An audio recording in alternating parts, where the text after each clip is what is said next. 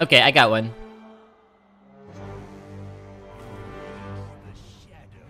Practice some Warlock.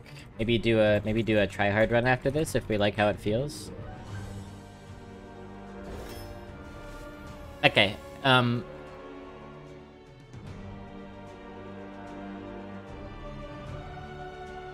have two actually. They're kind of similar. Which one do I want to do? I'll do Game Night. Game Night, I rate a very strong 3.5 out of 5 blobs. It's a great comedy, relatively recent comedy if you haven't seen it, chat.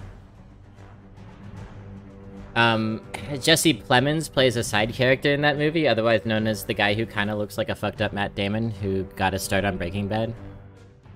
But is actually a better actor than Matt Damon in every conceivable way. He plays a side character in that movie, and it's about, like, some friends who meet for a game night regularly, and he always gets excluded. And he's got this little white fluffy dog. Little white fluffy, just dumb face. Dumb face dog, you know, with the empty eyes and everything. It's a cute, cute dog. He's always holding it and stroking it like a supervillain in the scenes that we see him in. And there's one sequence that centers around them trying to do some secret stuff at his house. And the dog gets involved, and... and, it's a good movie. I recommend you watch Game Night. But the dog's performance is fantastic. Never seen a dog perform such idiocy. Kind of looks like the dog in The Silence of the Lambs, which was the other one I thought of.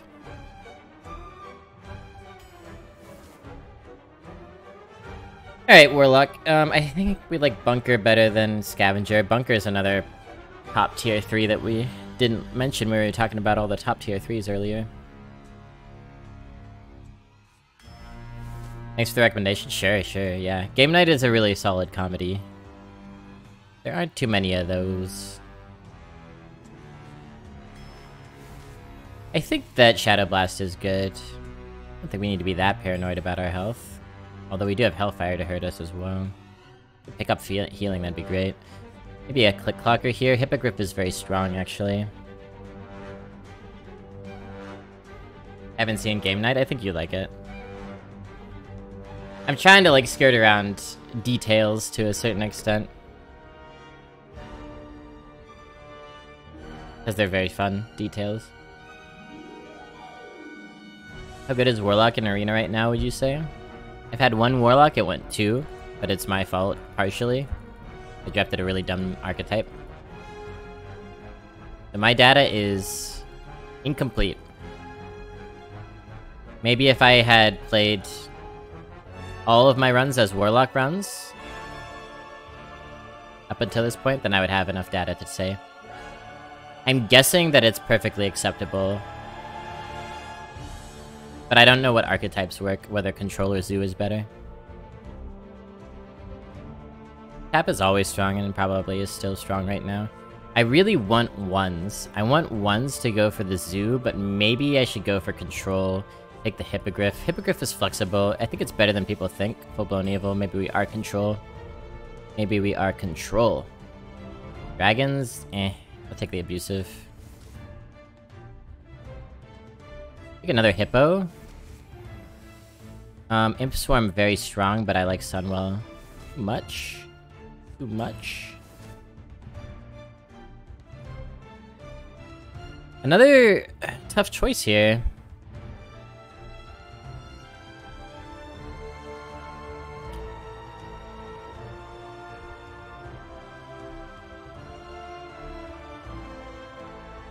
I'm gonna take a Dredge. It's a well-statted minion. I would like ones, though. Are we ganking him? 3-mana at 4/3 is not the play. Are we ganking him?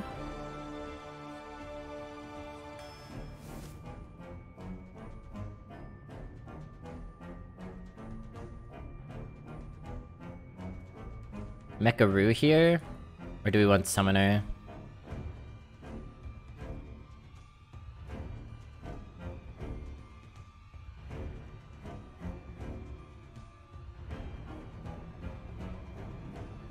We want the Mecharoo. Summoner is a little weak. Grunt for armor and Taunt for sure. We don't know yet whether Protector will be good. I mean, it's always good. But maybe we just take the Mothership. Last time I drafted Protector, it was kind of bad.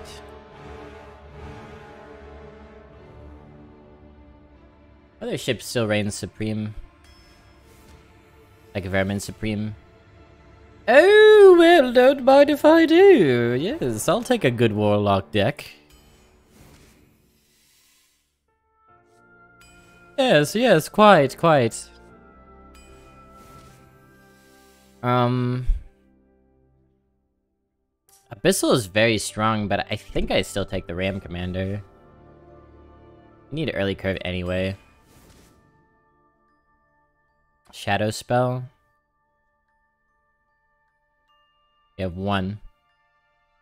The Librarian.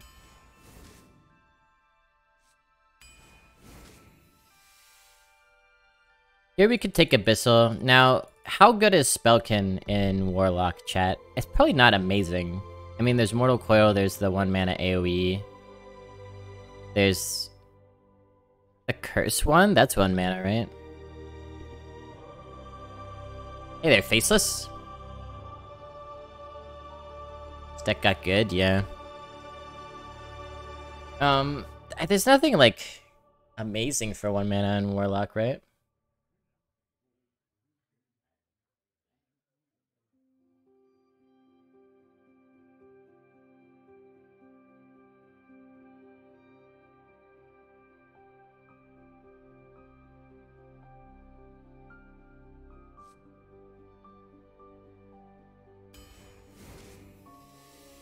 There's the Dredge, the Murloc one.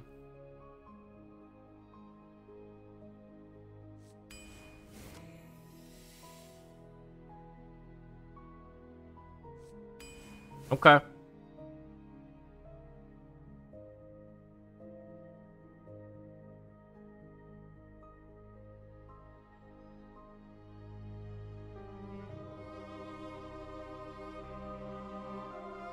So I like Drag Below.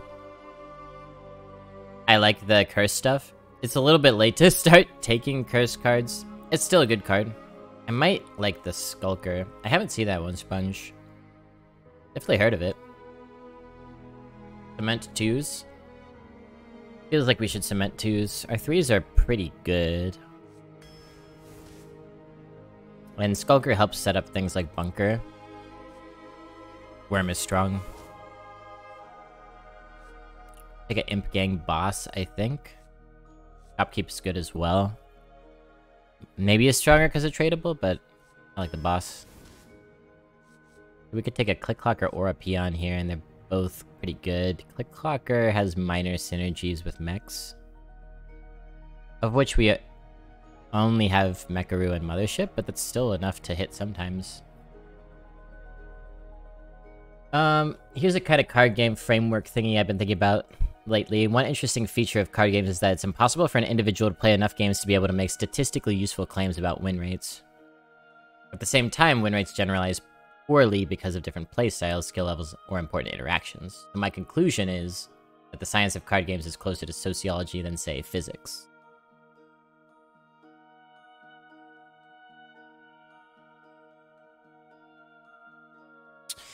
Yeah, and of course sociology also needs statistically useful claims.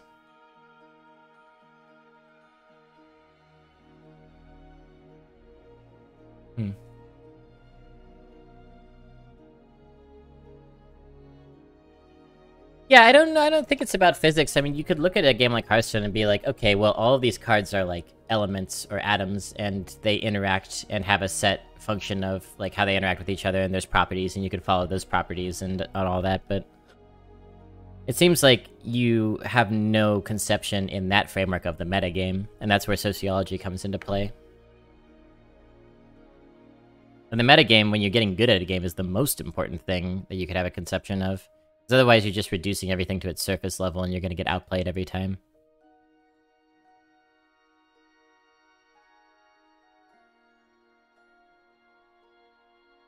have been seeing a lot of peons get procced.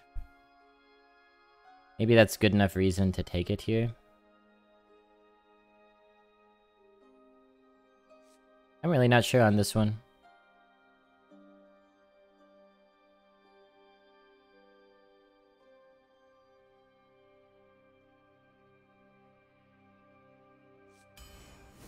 You think click? Maybe so. Alright, let's see how this goes. Peon isn't needed. Well, we needed 1s and 2s. You could argue that if you hit 1, you can tap on 2 and be fine, but I don't think we had enough 1s, even with the click clocker, to consistently do that.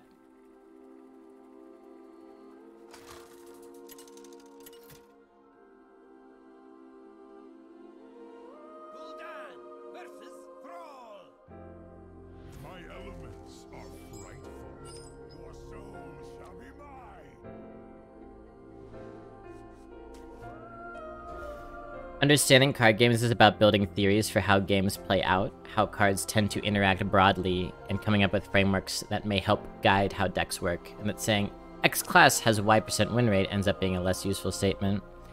I agree with that if you're talking about high-level play, Tomikado. I think that when people come in and ask what the good classes are, or which card is better to pick, like if you look at the Arena subreddit, it's all like, which card is right? And they don't even always supply the deck that they've drafted to that point. You know, I have a lot of folks come into chat and say, between these 3 picks, what would you pick?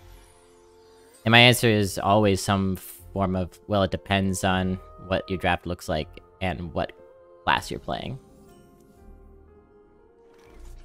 Seems, I think, like a cop-out to newer players, maybe? Because they're still trying to learn the relative power level of cards.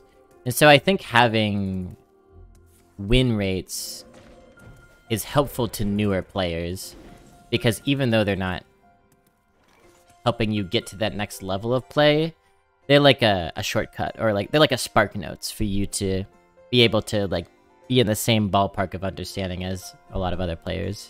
That makes sense.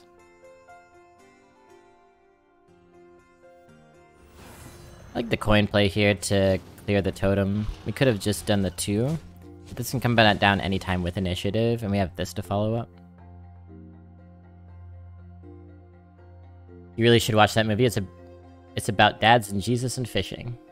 I care about 2 of those things.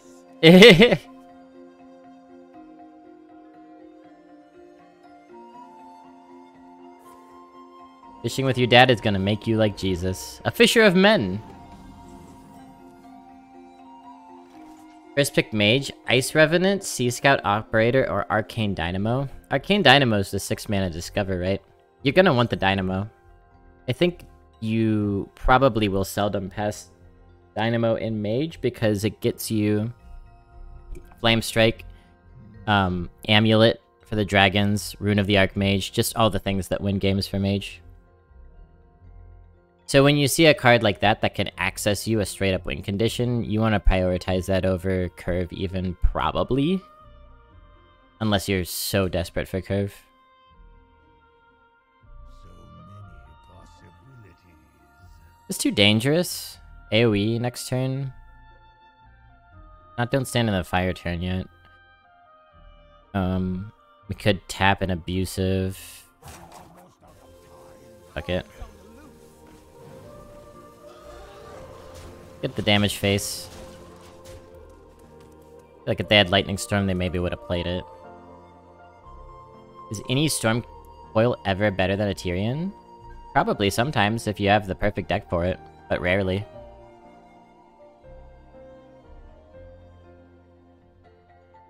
Just give them an answer. It's infinitely more helpful than it depends on the deck. The answer doesn't have to be accurate, IMO. That seems infinitely less helpful than trying to explain that it's contextually relevant, because that doesn't teach them anything. Not gonna lie to people just to make them happy.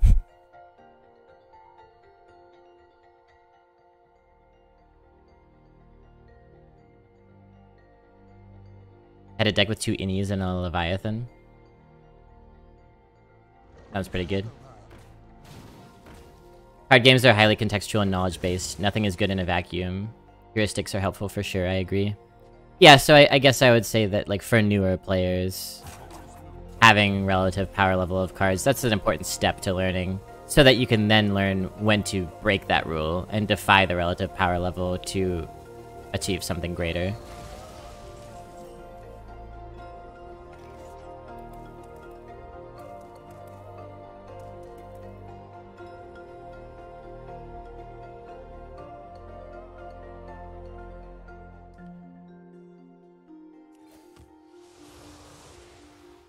Huh.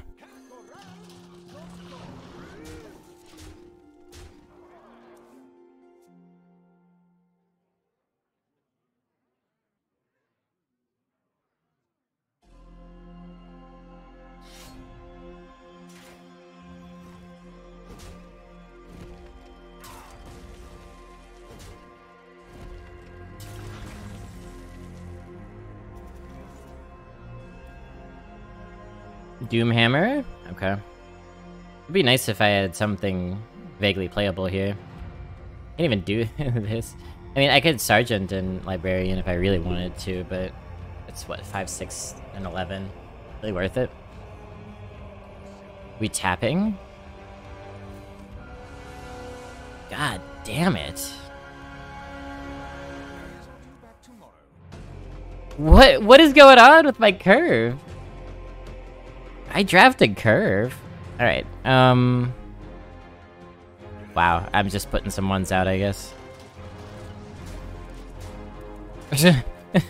Bad.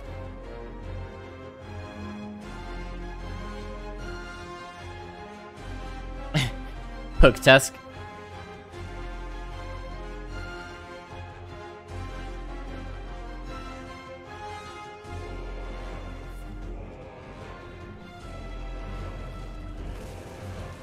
That's what they were holding on to.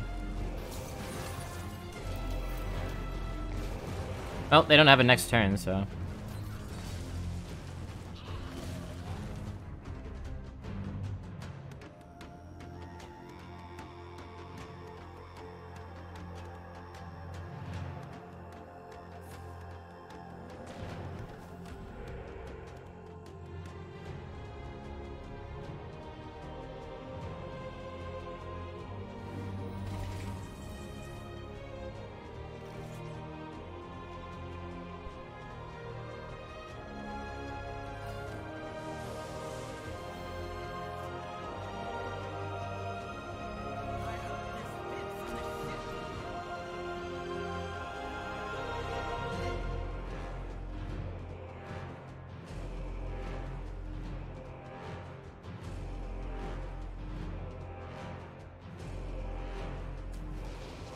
I half-footed the silence to potentially silence this, but you can't play at the same turn, so I don't really know if there's a point.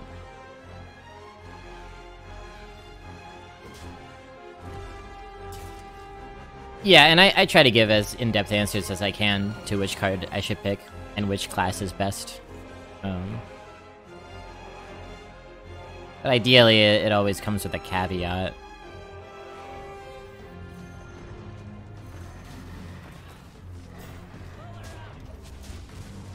Go a little bit wide like this, maybe get lethal with the Abyssal. We also have Hellfire.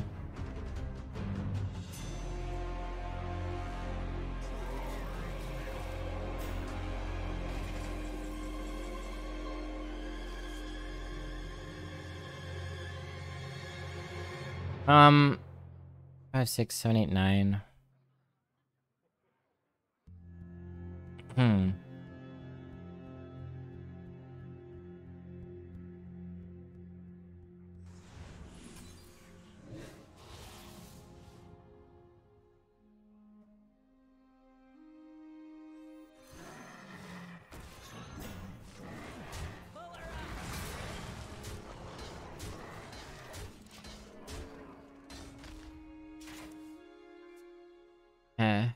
So the reason why I re-retired after trying out the meta the other day, I had a game where my opponent played Moarg on back-to-back turns, and I played Righteous Defense on them on back-to-back turns.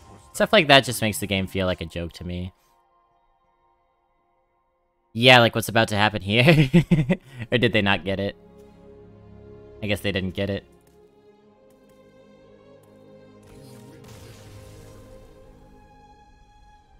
It would have been pretty funny if they Gigafinned and we Gigafinned their Gigafin. Another example of a sort of a line that makes the game feel like a bit of a joke.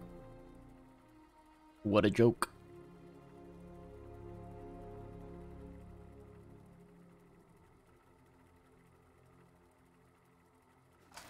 Yeah, I've been saying that Righteous Defense is way more toxic than Mind Control was, in my opinion, because Mind Control meant that you couldn't play any big minions against Priest after turn 10. And they ultimately decided that that's screwed enough with, I don't know, they ultimately decided to oust Mind Control, which is a fine choice. Righteous Defense means you can't play any big cards against Paladin past turn 3. So, what are you gonna do? What are you gonna do?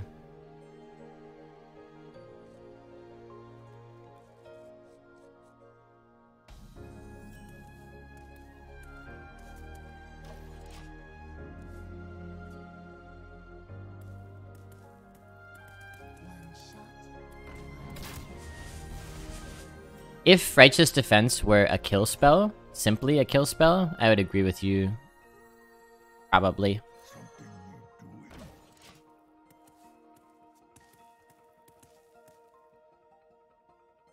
But for 3 mana, the kill spell also is 7/7 to a card in your hand, which is pretty unconscionable.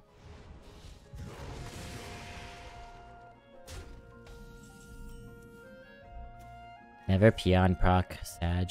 But we'll certainly get Sunwell proc. Keep hitting him with them frenzy minions.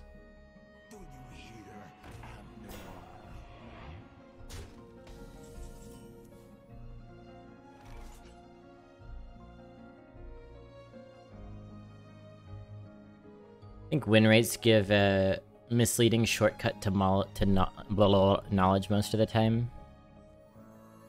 It's just tools, you gotta know how to use them. It's just tools.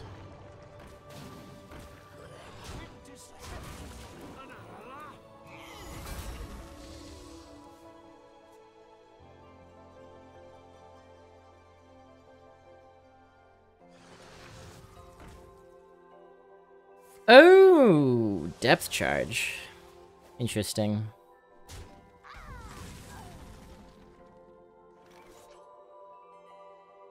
I will double trade for the opportunity to play the Imp Gang boss, I think.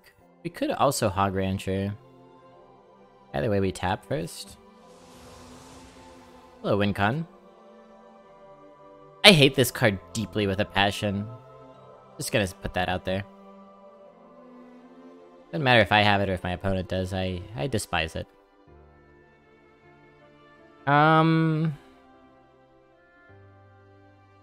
Imp Gang is slightly annoying minion.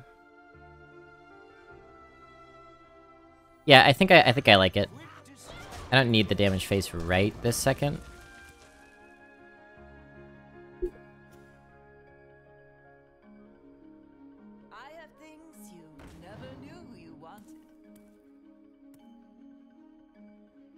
How about it, All Black? How about it? That's the kind of thing that just makes my day. In a go-ahead punk kind of a way. I'd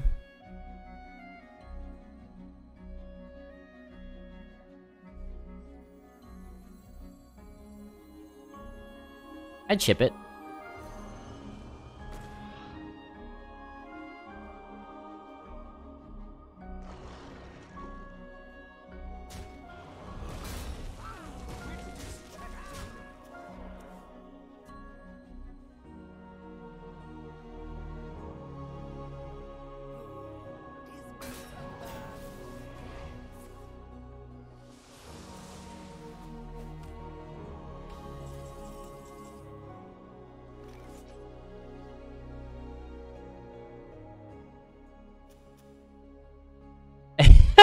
They discarded Ibis. Oh no, wait, how does this card work? I thought it was the one that discards. Summon 3 random 1-cost minions for your opponent. Oh, random, okay. Read the card, Blobby. Alright, no bounces. 5, 8, 9. Sure.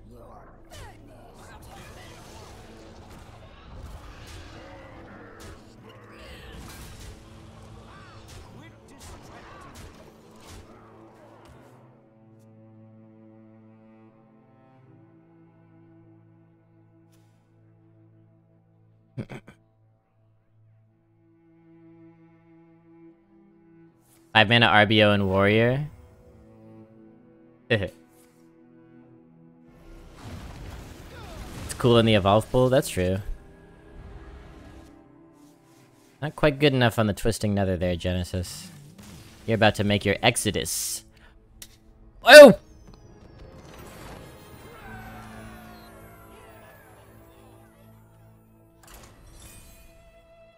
Just adding a little bit of levity.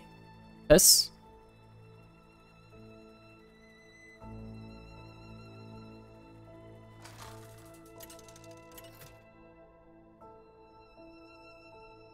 I know there's a lot more believers out there than doubters or enemies. Your soul shall be mine.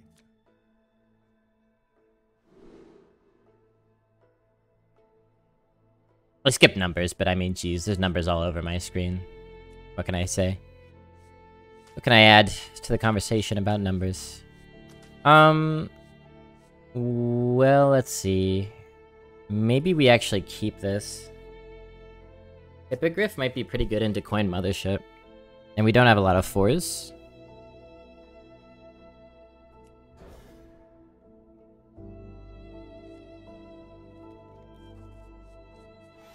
But the issue with cards like that are that overstats are more valuable earlier in the game, and you don't want to give your opponent 3 minions with initiative so early. Yeah. True.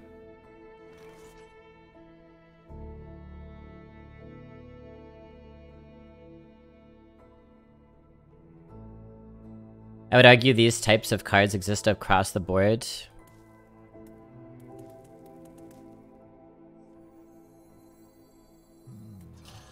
And there is something redeemable about this meta now that it's mostly contemporary sets. And everything being all power crept together. There's definitely something redeemable about that. But the problem is the play card win game cards, like Raid Boss Onyxia, like Righteous Defense. And sure, maybe every class has one.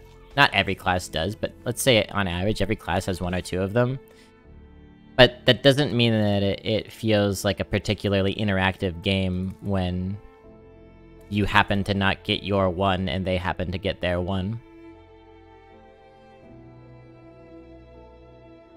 Like, there's a small class of cards that are far and above the rest in terms of power creep that we're talking about, I think. And Righteous Defense is prime among the offenders of that.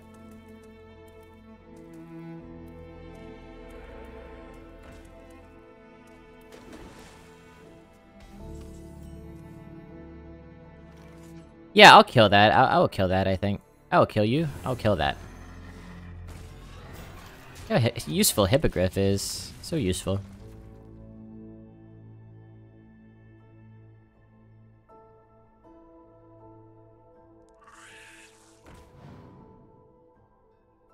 It creates a lot of, you know, you need a lot of skill to land a lot of stats on the board in Arena these days and stick it. And that's a good thing that you need a lot of skill to do that. But the skill that you need completely erodes in the face of a card like Righteous Defense because it actively punishes you for doing a good thing. Just like we talked about back when Mind Control Tech was a thing.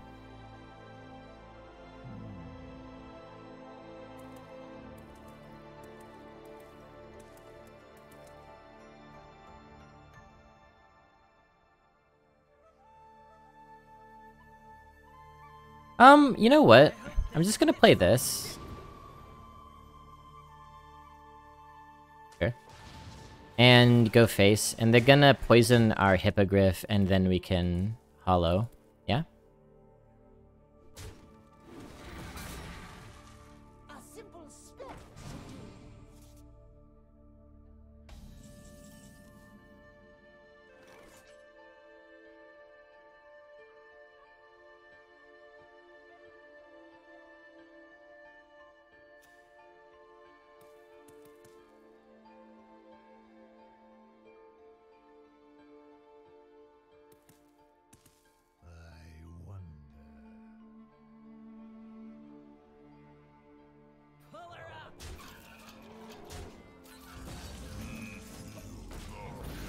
But I don't really know. I don't know what the answer is. I don't know, like, how to balance a game good. Not really my forte. I can speculate, but... But it does feel to me that, as All Black says, Righteous is a crazy outlier that kind of breaks the game in some ways. I think this card will end up being that too.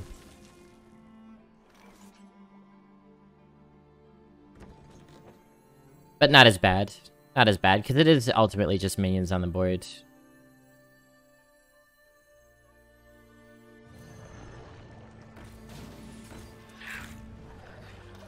I also think this is one of those crazy outliers where it's even far and away above the other Colossals.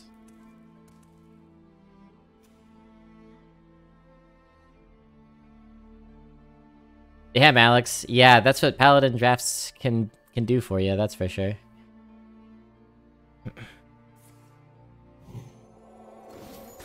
Yeah, and you too, tall boy.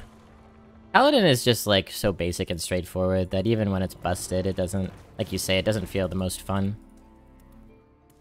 You just play the curve, do the buffs, get the stuff. Pretty straightforward.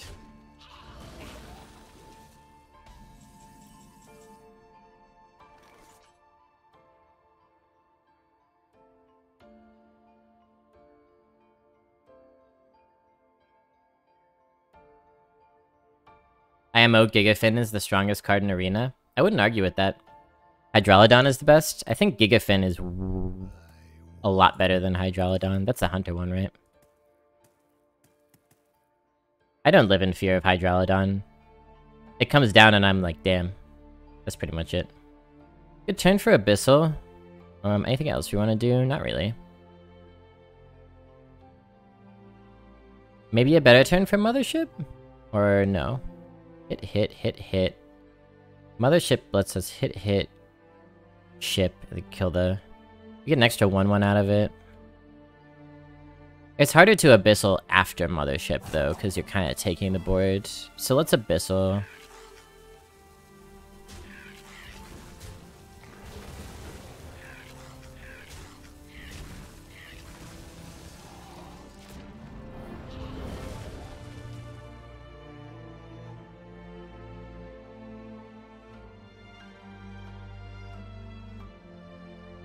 Bubbler top 5.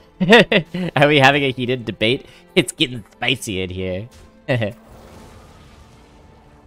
rather face Hydralodon than a Cavern on 3-4.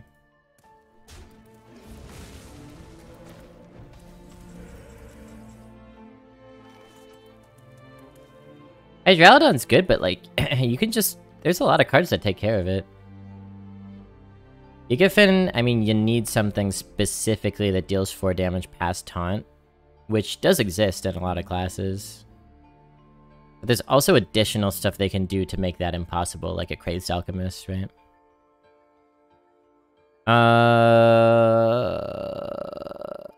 Tempo Full-Blown Evil? I don't really want to do that. You could Hellfire and double too. That's a weird one. What about Mothership? Mothership is acceptable. Do we value trade with the Mothership? I think we hit it. I think we hit him partially because don't want to tee up for a Knight Captain. Now that there... That's a conundrum. No, that's a conundrum. You could put Peon down and try to get a spell.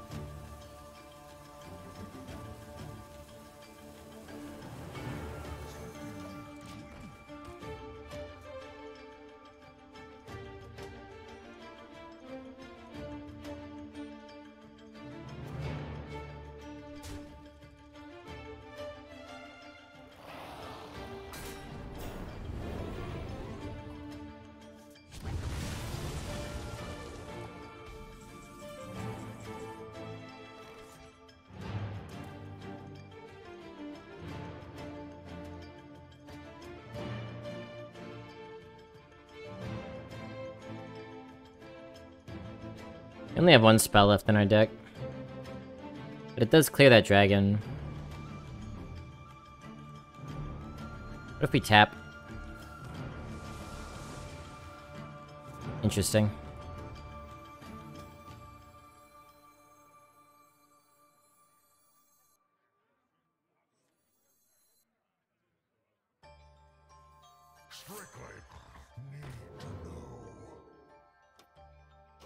That's all we're doing. This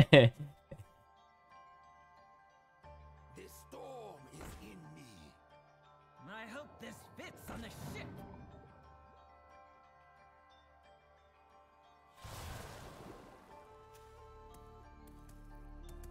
When Gigafin gets countered, it becomes really bad. I don't think I agree with that either. Let's say you got a board, the opponent plays Gigafin, you have Kraken. Kraken's in the meta in this scenario. They Kraken you. Sorry, you Kraken... Who is who? Anyway, the Kraken's the Gigafin. They still have a very nice sized taunt, and they have detempoed you for a turn. I don't consider that very bad. Bunker, Fellfire, Bunker, Hellfire, Hellfire, Bunker. Any number of permutations. So many possibilities.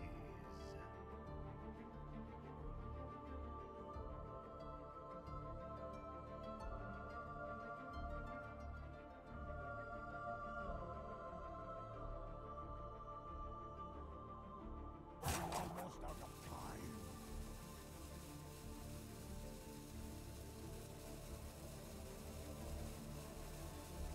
Intel acquired.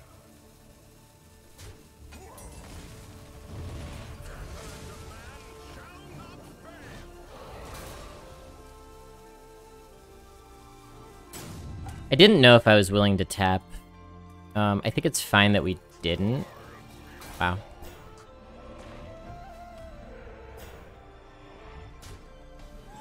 Maybe double full-blown evil here. Oh, worm? Worm Sergeant trade. I'm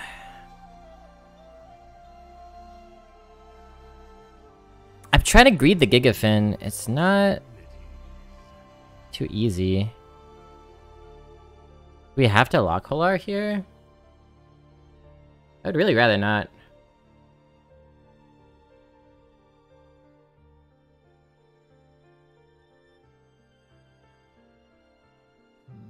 Let's full-blown evil. Let's tap. Getting kind of sketchy. Silence, huh? Would have been nice to have that. What played? What played what? What played me?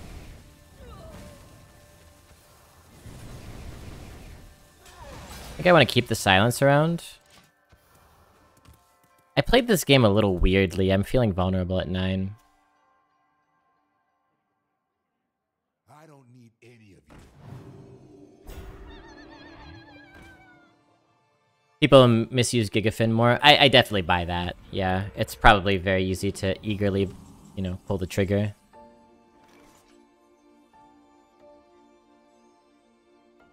I may have, in fact, misplayed it this game.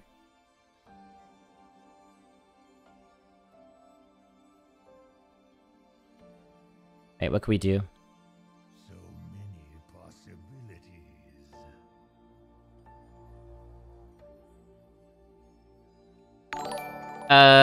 So-and-so was taken. Nice, nice handle. Thanks for the follow. Welcome to the fun dungeon. But abusive on here, Reef Walker, and maybe Worm, honestly.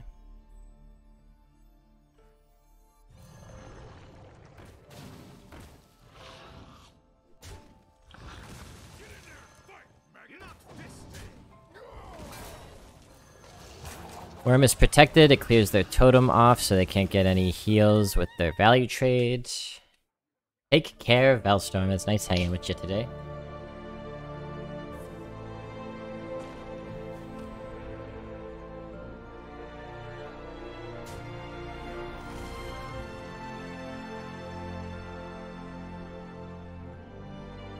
You think Leviathan's the best one? Oh, wow. Leaving their poison, huh? Interesting. Yeah, I don't feel that way, but I can see the argument. To me, Leviathan is only the best one if you have used Phelan and are dredging it up. Okay, so what do we do here? I really just sat on this Gigafin the whole game, didn't I? Senseless.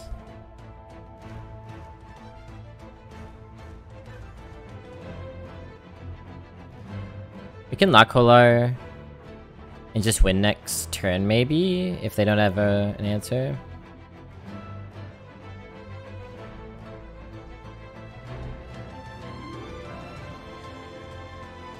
We don't have to play anything else either.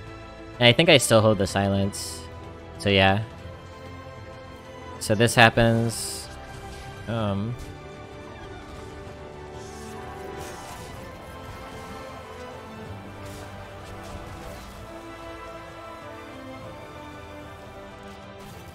16 and then 26. Yeah, we would have lethal.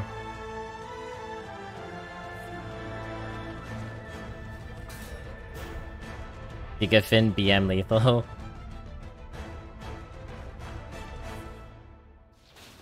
Yeah, more deck dependent? Maybe Tamakata, that makes sense.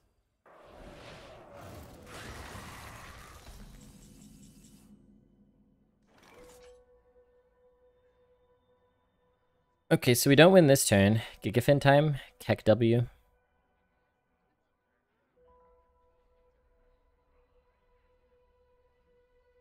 $10, $12, $13.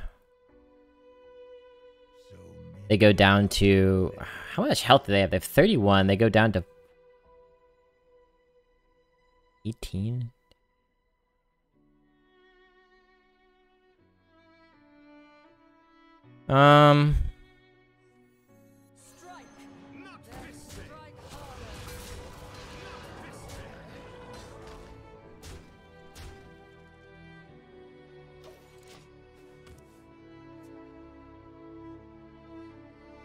Tidal Surge? Yeah, I guess they were holding an answer, so it's good that we saved it, I guess.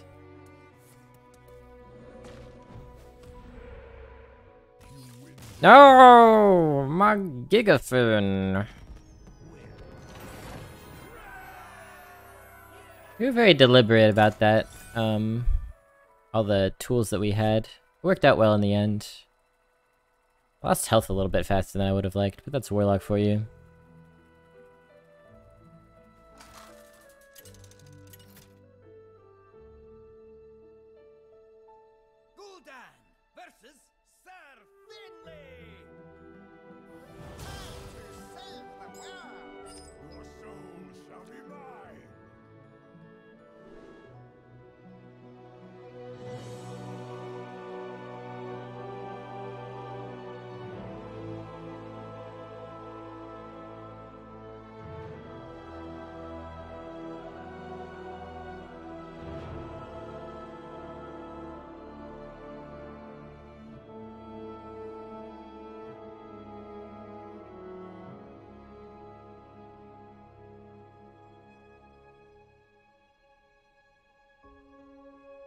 Jimothy.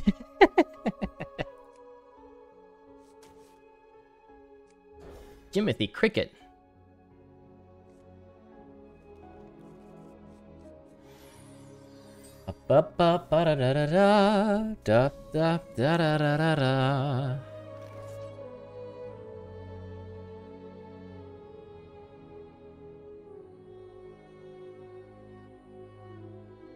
Okay, Skulker first, I think. Cheapen our next draw.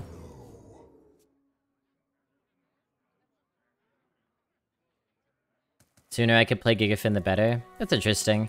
You know, I wouldn't think that that's how I would want to use it, but then again, I just haven't played with it. I do believe this is my first Gigafin deck, or at least the first one where I've gotten to properly play with it. 5 mana Worm, that's good. Do we like the trade? I believe we do against Paladin.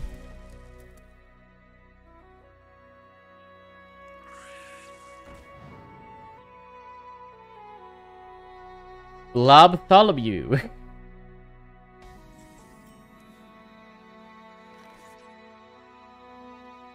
Blob. B. Oh, couldn't come up with anything that time. Fiendish face. They're gonna consec us? They might. They might. Could just double trade and play Imp Gang Boss. Our MO is just don't fall behind, right? We don't need to smork super hard. You make a good point about the huge pile of stats that it represents, because even if they can kill the 7-4, like I said before, that taunt is still pretty big for the mid game.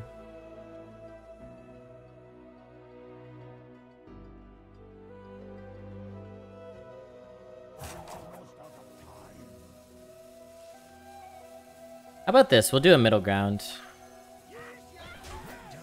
Is this folly? Not killing the poison? Tell me I'm folly. Tell me I'm folly. I want to say I despise the Murloc portraits.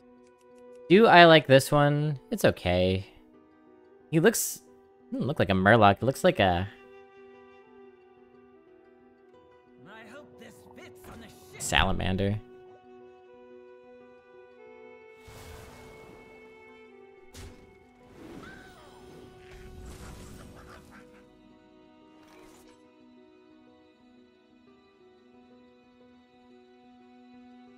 So that's cool, we could just take that minion out. But it's pretty mana inefficient. I guess we could do it with a tap. I think it's good. Straight up remove a 3/6. With no downside. And then the Imp Gang Boss feels like a pretty good play, because the one it poops out ended up taking care of that poison as planned.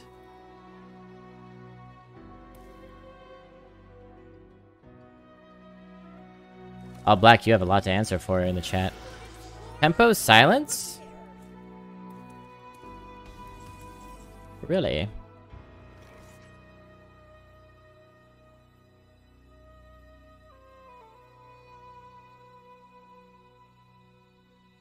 I don't know if it's a worm turn. Beefwalker. Trade, tap. Just play Grunt? Play Grunt, kill the 2/4?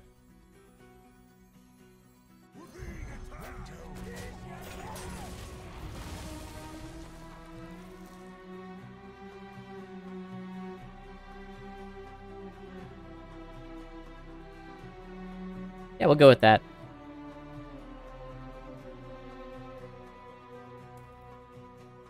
I think I still like the vibe of Warlock in this new meta.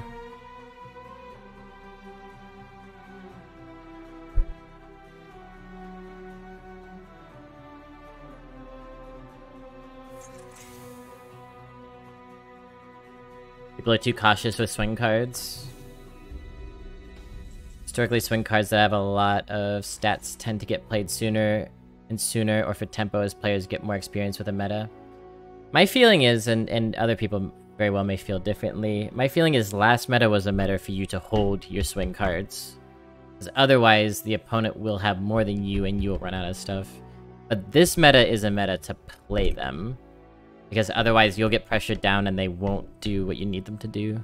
That's my vibe. 4-1.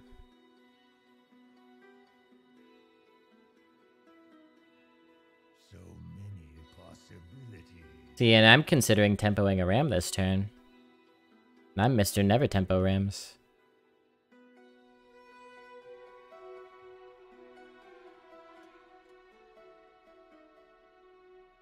Do like 4-1-1?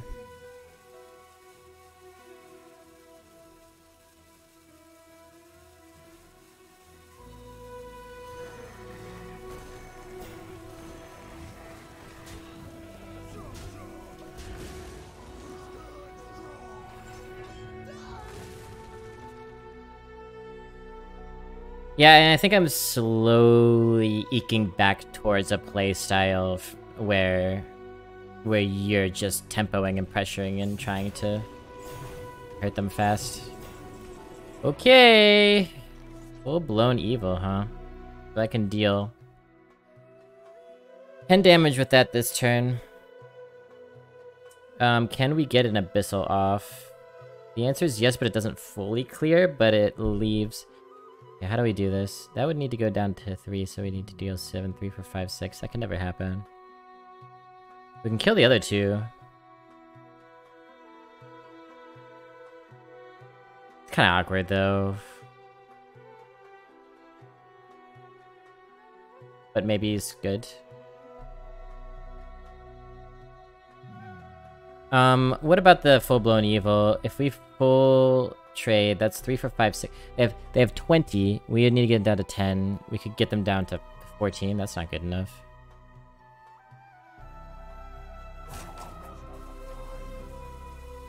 Abyssal feels right. What's the way to do it? This? Like this? Like this. So it may not clear the board, but the remaining minion dies to what we have on board now. I'm pretty damn certain that Gigafin comes down next turn, in large part because they're gonna go wide and get a ton of buffs, and Gigafin will nullify the buffs, even if they manage to kill it.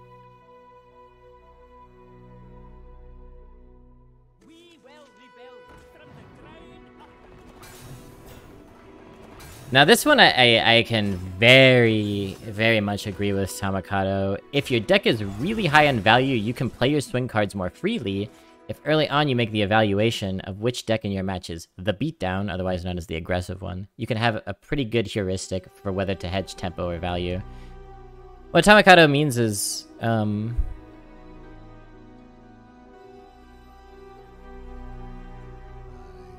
if you have a ton of tools, value tools in your deck, you can use them in ways that are extraordinarily inefficient because you know that you'll have more.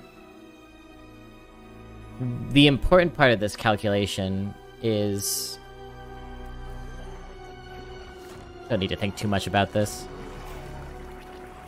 The important part of this calculation is what's your opponent trying to do against you? What's their win condition? If it becomes clear very quickly that they're like an aggressive deck trying to kill you fast, then you can use a 5-mana AoE card to kill a single 3-drop if it makes sense, if you need to, you know? If you identify very quickly that your opponent is also a very greedy value deck, then you can start to be greedy even still with your removals, because they're also holding back, and then it's going to be a war of... chicken. It's a game of chicken, right? Who's going to flinch first?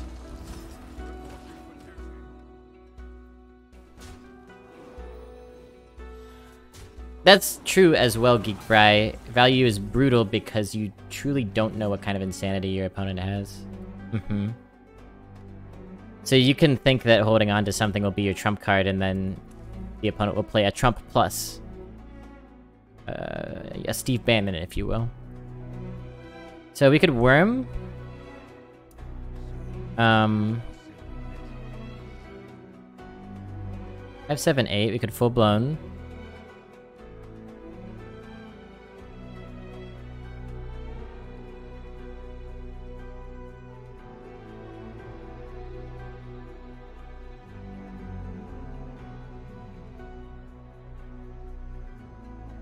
Boy, I really want to deal 14 to their face.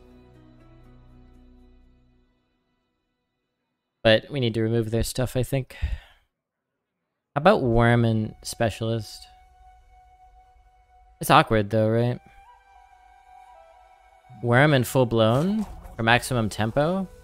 Double Full Blown and Fiendish. That's pretty decent tempo as well.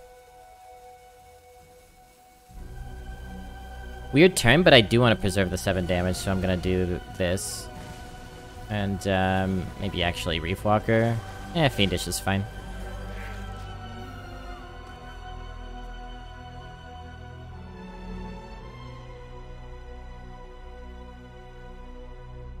Yeah, you getting a lot of hero cards, Sponge. I haven't seen one yet, but I'm sure they're coming. Oh lord, they're coming.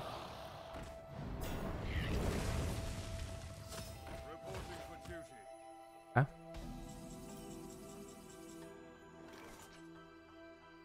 5, 6, 7.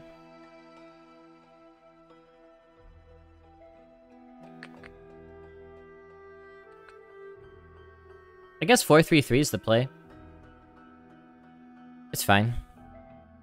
Gigafin did wonderful work. Thank you, Gigafin.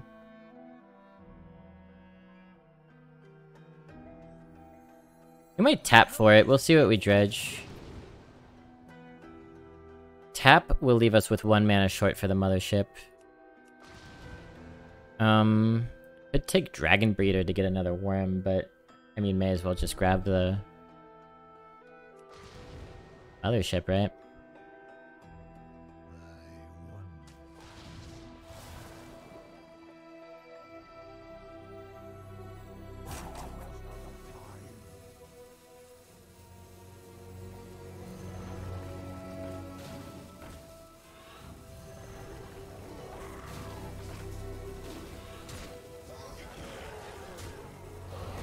I do think you take that hit.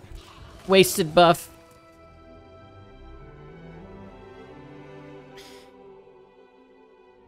Howdy Blobby, how's your arena experience been so far? Any tips or insights you feel inclined to share? We've been kind of talking about it for like 45 minutes, maybe half hour. Feels to me like you gotta go low curve, go fast. Either that or have a crazy control deck with a ton of initiative and ways to remove. 3, 6, 7, 8. Maybe just double 5 here. Interestingly. So here's what I would like to do. I do want to double 5.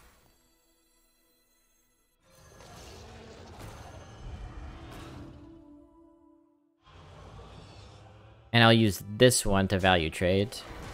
And we have a pretty good path to lethal here.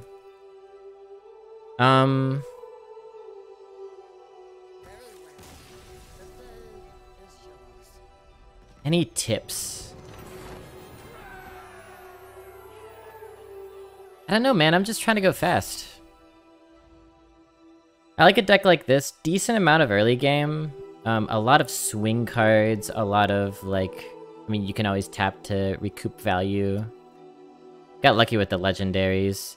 I think you just... like, pretty much every deck has solid curve. You need yours to be faster for that reason. And ideally, you also get to draft 2 or 3 huge bombs that obliterate the opponent. Ideally. If you don't have those, I don't know what to tell you. Problem with aggro is there's so much AoE. I think last meta, I felt like the AoE and swings were strong in a way that made aggro untenable. This time, I think you kind of need to do it. And it can't be pure aggro, you need refill. Someone was talking about that earlier today.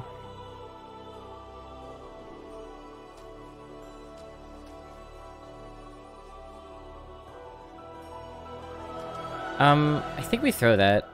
We already have a 2. It's slightly understated, but... yeah, right, okay. Perfect.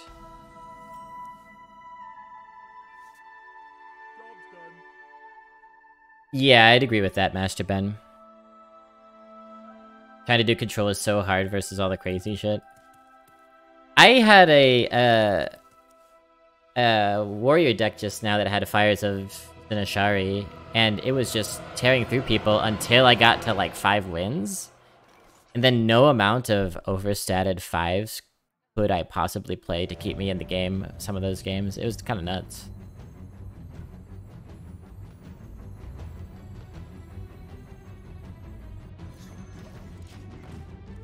So, I'm very happy about playing Peon here, and you could ask, well, if you're happy about that, why did you throw the Dragon Breeder away? And the answer is threefold. One is that Peon is more useful in the early game, Dragon Breeder is more useful later because of their abilities. I guess that's 2 of the 3 parts. The third part is, I already had a 2-drop. I'm happy to get another in the mulligan that's better statted, but I won't, you know, I could top deck another 2-drop, then I'd have 3 of them, and... Yeah, I wanted to find either a 1 or a 4. We only have 1/1 though, but... Okay, let's get our spell.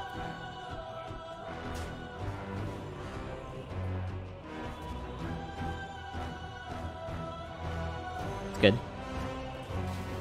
It's not good, but better to get it in the early game than later, I guess.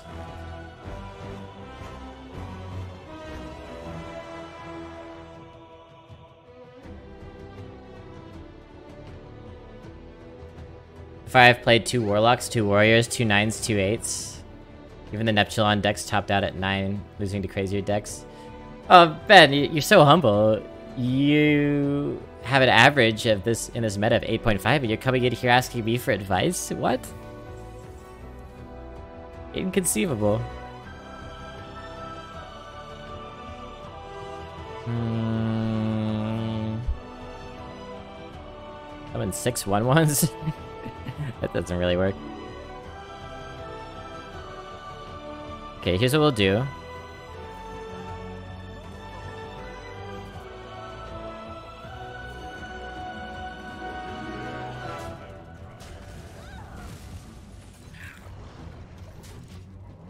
Your fucker's nice and sticky. I like to keep it that way.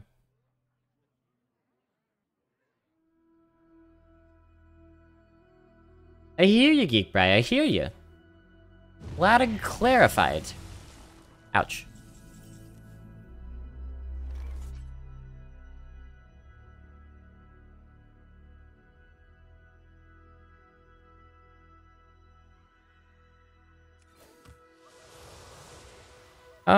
Well, they just did their AoE, so we probably could Fiend a Circle, or we could just throw down the Imp Gang boss. Imp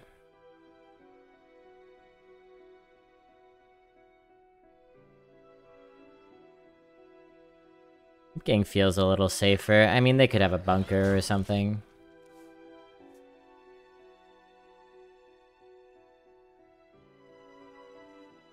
I'm a fellow sponge. I like to absorb information.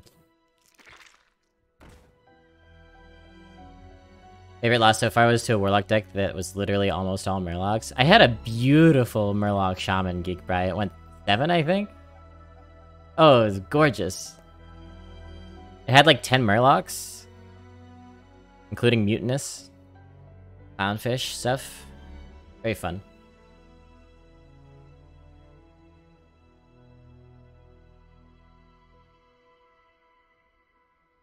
Oh, did I... What, little old me, Master Ben? Was that me? I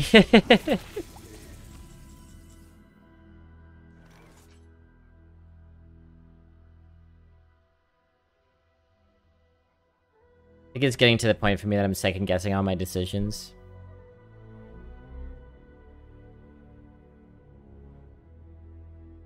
It's okay, we love you anyway.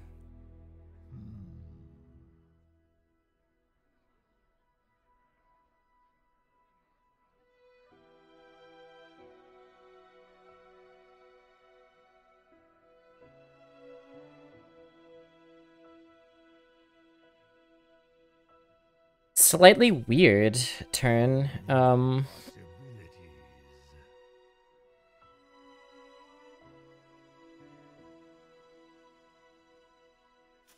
Here's what I'm going to slightly reluctantly do.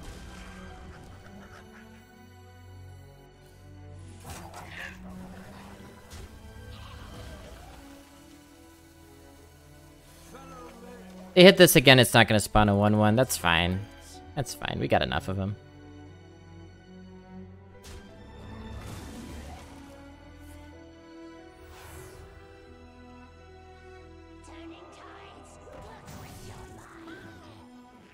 Quarter lull. Fire.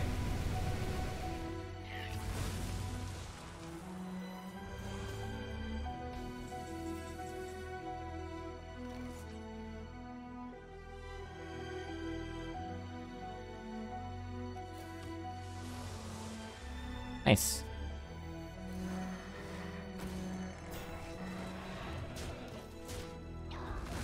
We got a pretty sweet hand here.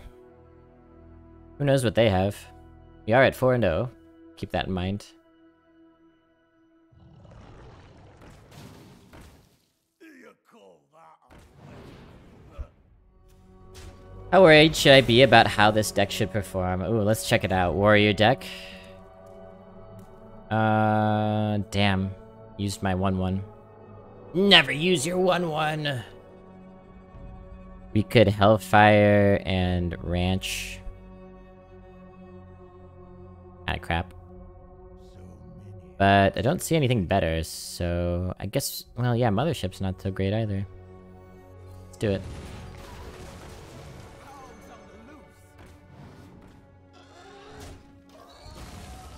Alright, let's see. Hit it very hard. Dearth of Twos.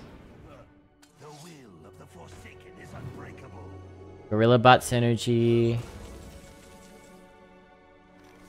Decent 3s. Got the Sunwell in there.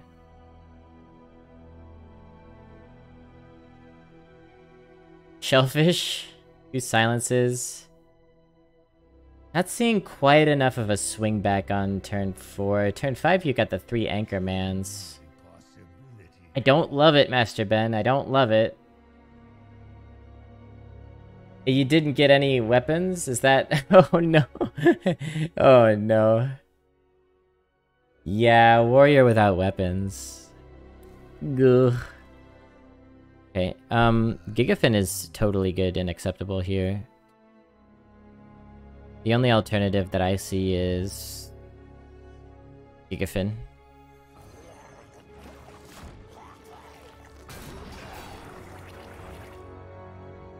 Don't draft Omega Assembly anymore?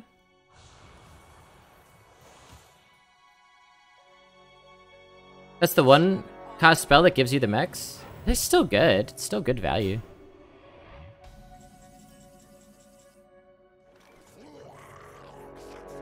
I'll do it. Test me. Test me! I'll do it.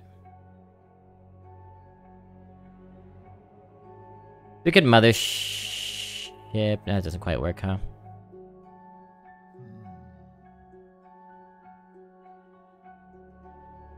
Polar? You think Goblin Bomb and Naval Mine and Skaterbot is value, then knock yourself out. Classic of the 1,000 permutations of mechs you could receive, give the worst possible one to prove your point. Dishwater Sponge. Classic. I am swayed. 3/6 tap and 2? That's a thing.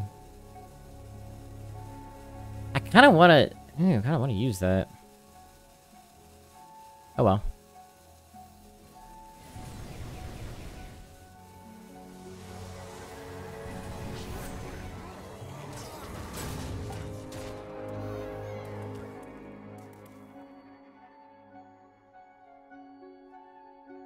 Don't rope the play. Good one.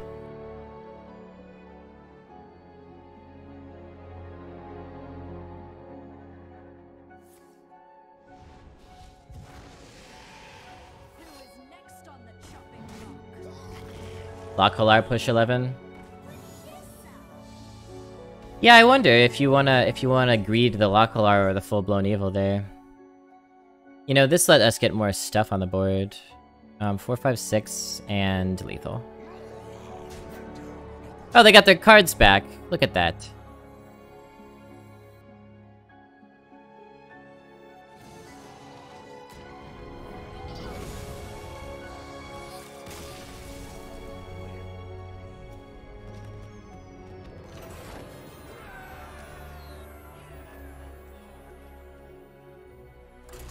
It happened to me? Yeah, but you can get trash out of Mothership. It doesn't mean it's like an undraftable card. It's still one of the best cards in the game. Not saying Omega Assembly is one of the best cards in the game. I think the downsides make it pretty balanced. You gotta wait until turn 10 and also RNG. But I have to think 1 mana per 3 minions is pretty damn good, even if they're subpar.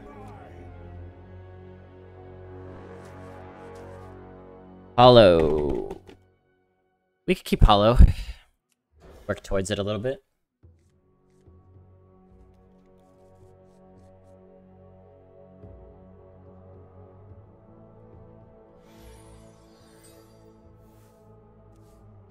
Yeah, Faceless, you know, you can't rely on just the busted cards anymore. You need that curve too.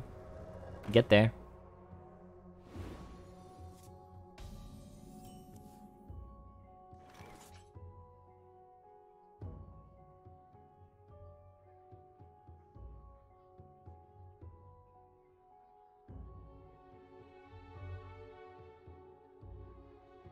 I don't think I'm willing to coin out the Dragon Breeder just so they get 1 less 2/2. I might be wrong in that calculation.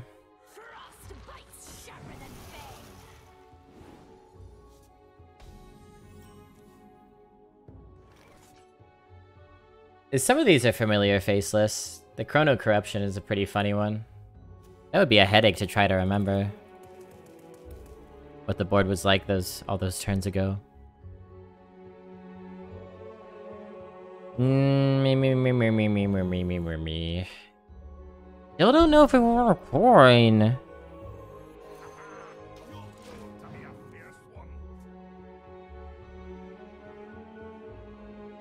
Hunter, Mage, and Priest. I had a really good Mage deck with a lot of really fun and powerful spells in it. It went 7. Take that for what you will. For me, Hunter's probably more consistent once I figure it out. But most people will probably do better with Mage.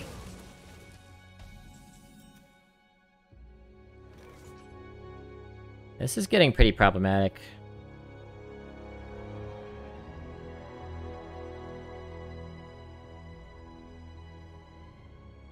The best way to set you up is gonna be you, right?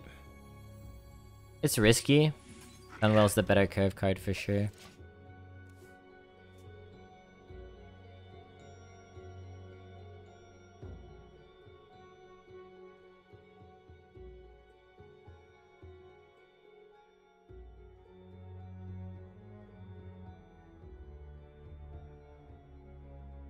I'm not going down without a fight.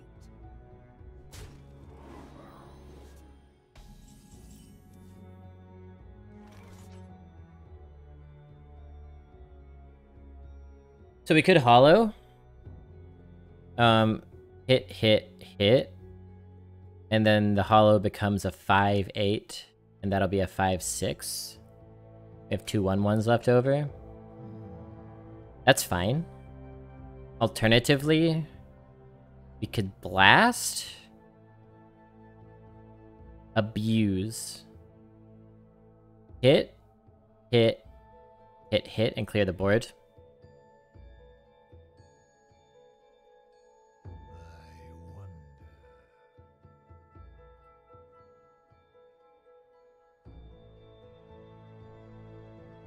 I suppose we want to do the hollow? But I'm not entirely sure.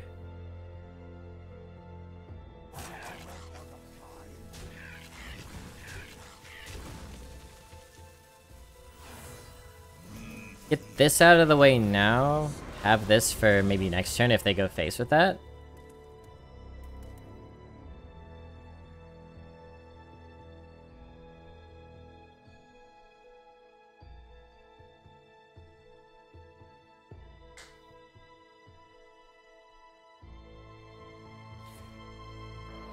I wonder if this will be a good Demon Hunter meta for me. Yeah, they have these freezes, so they probably are going face with a 5/6. Demon Hunter was my best class for a while. Like a year ago.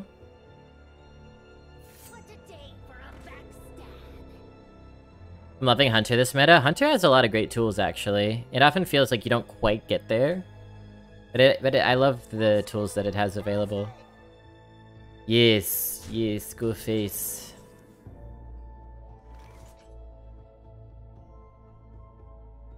We do indeed blast.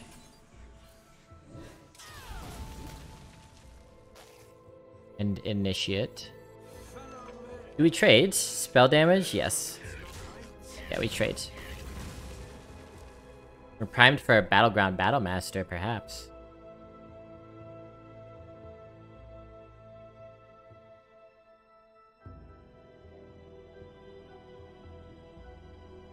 I played, 2 hunters? Or 3?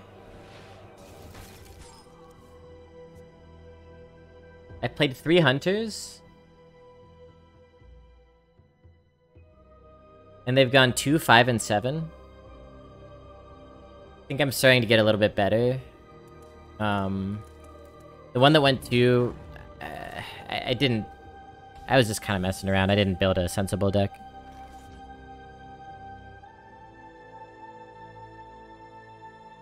They froze me again. Could do specialist tap.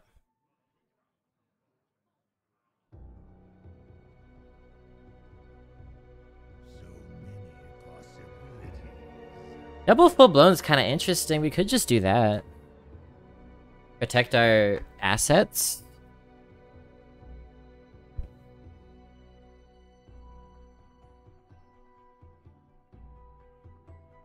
Wait a minute.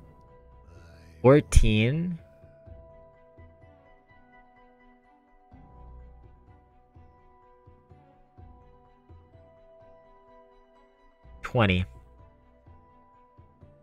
If we double full blown, we are 1 off lethal next turn.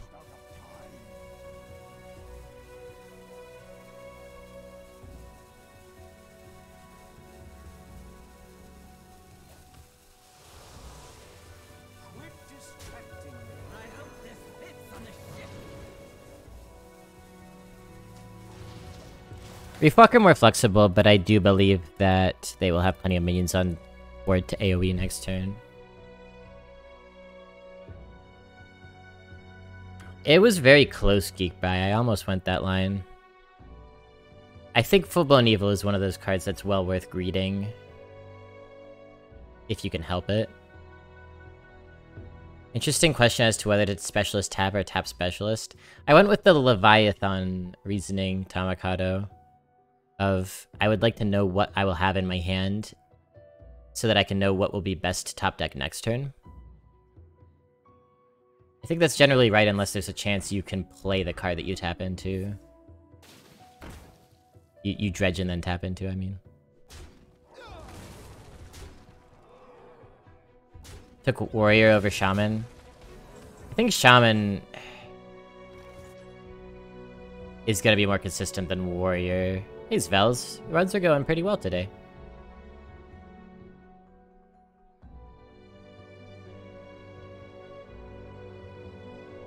Hunter is rough against Warrior these days because of all those cards that just get you tons of armor in the class. Thanks for that follow, Alex Martina. Welcome to the Fun Dungeon. So that's pretty cool. Do I eat that up first?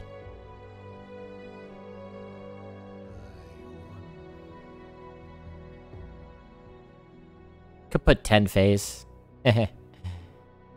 Could put 14 face. 5, 6, 7, 8, 9, 10. Double full-blown evil seems right here, actually.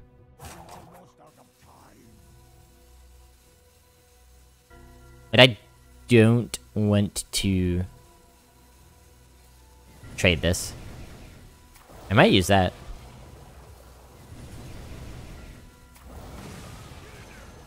A little bit of extra damage.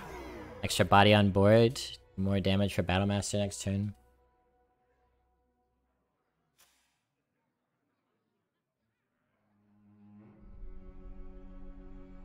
Meh.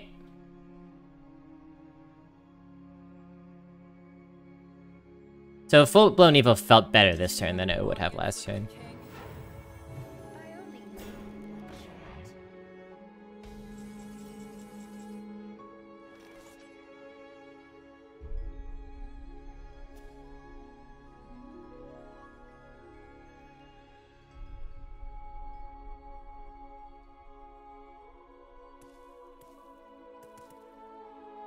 Okay, so what's happening here?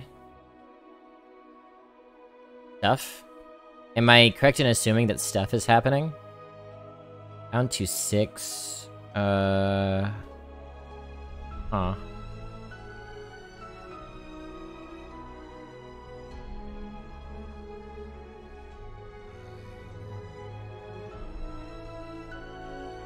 Kind of a weird turn.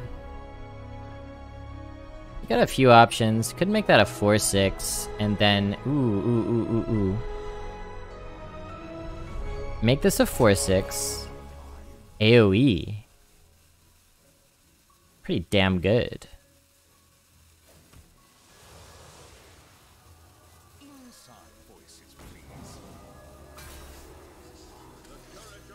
Maybe dumb not to be going face right now, but we're finally at the point where, unless they can remove, not much they can do to stop us. We do use up our silence, but we have like a cheap Lockhalar, so not a huge deal. I had a nasty Shaman earlier that went 12, congrats. You can post a deck if you like. I may or may not look at it, depending on how fast chat's going. But feel free to post. What's been my best score since the meta changed?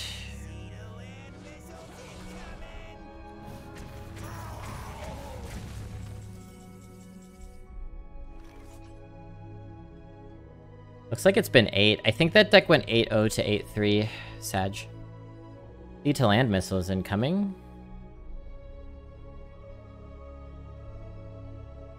Damn.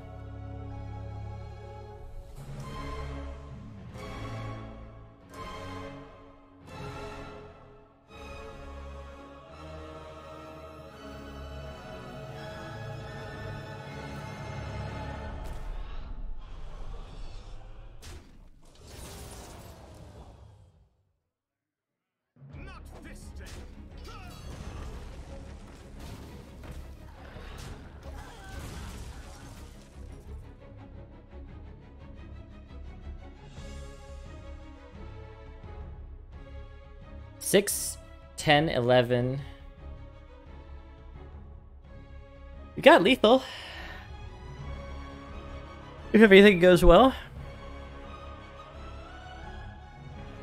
Order? Did I fucking order thing up? Or did they?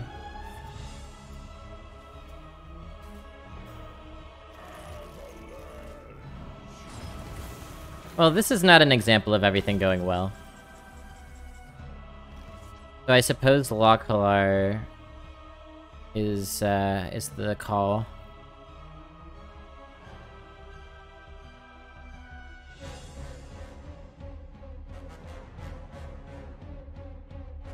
Oh no, my mech summons. Yes, I agree. The order sucks. I agree.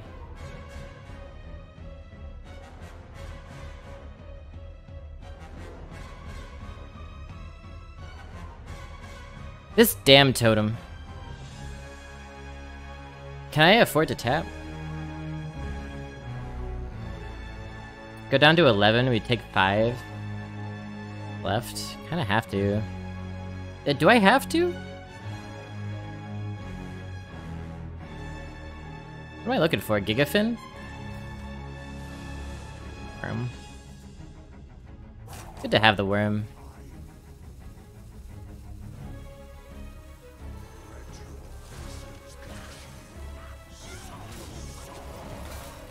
Alright, not another Snowfall Guardian, please. Not another Snowfall Guardian, please. Or lethal, that would be bad too, I guess. Battlemaster. Battlemaster not quite enough, huh? Scary, scary, scary.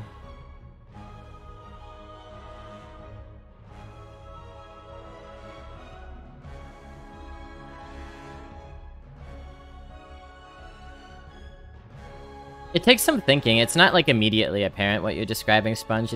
You have to like really think it through, but once you do, it's clear. It's pretty clear what you should do with the Dredge Draw order. It's gotta take some time to puzzle it out. Yeah, you want to have the information of your top deck so that you can know better what you want to dredge the next turn. Looks like we might be hellfiring. Water Revenant. And they go face. Neogrig got double 12-0s yesterday? He was in here and he didn't even tell me! Talk about humility.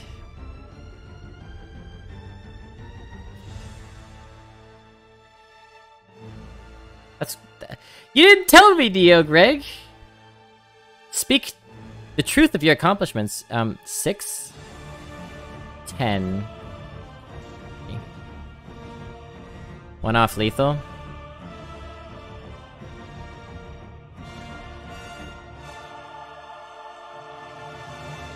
One off?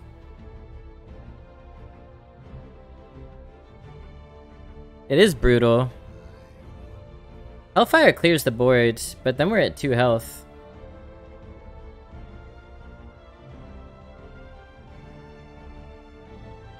I don't know what to do. I mean, I do know what to do. We simply have to Hellfire here.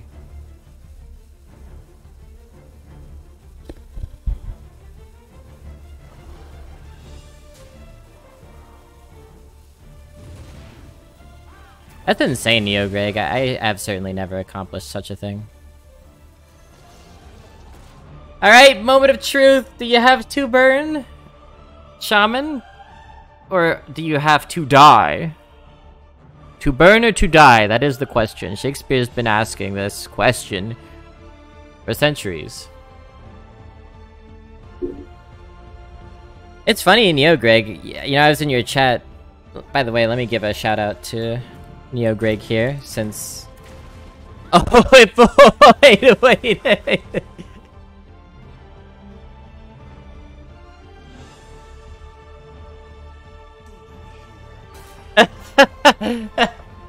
No, wait.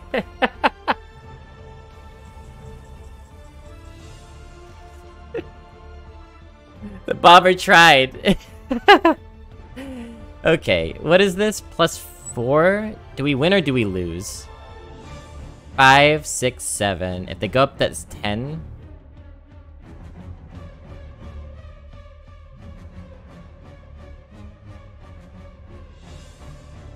Two, 3, 4, and then we win. We win. Exactly, right? 2, 3, 4. They go up to 10, and then we win. Ooh. Music matching up very nice with the intensity of this game. That's why I liked the worm tempo last turn. Really hard to deal with that body, and it represents 10 damage. Oh, my favorite book, Tristram Shandy.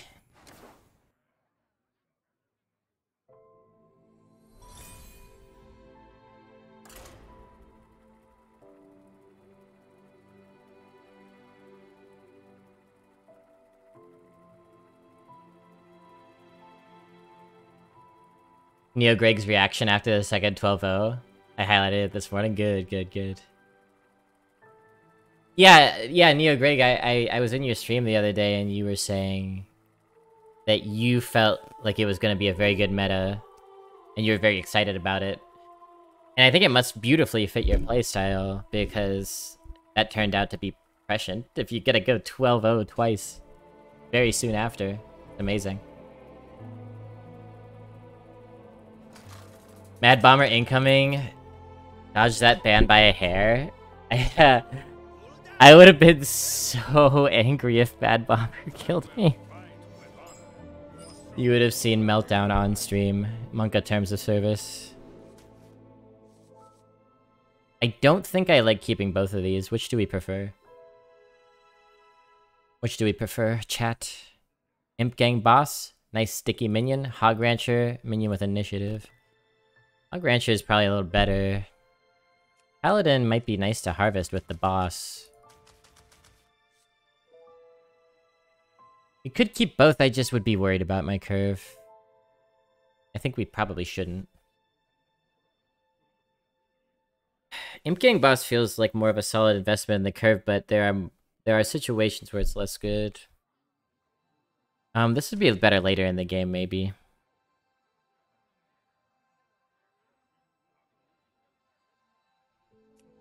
Well, I had it. Now you've jinxed me, Neo Greg. Now it's impossible for me to go 12-0. You've spoken into being. That's the superstition, right? I had an 8-0 deck earlier. You know what? I was at 8-0 earlier. And somebody said 12-0 incoming, and then I went 8-3. I'm remembering that just now.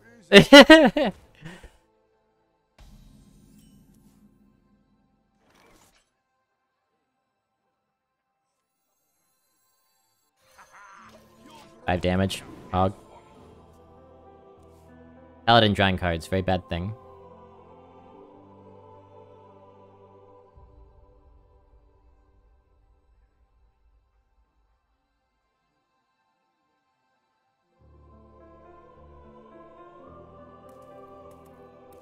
Well, if I go 6-3, I will know who to blame. And it surely won't be me.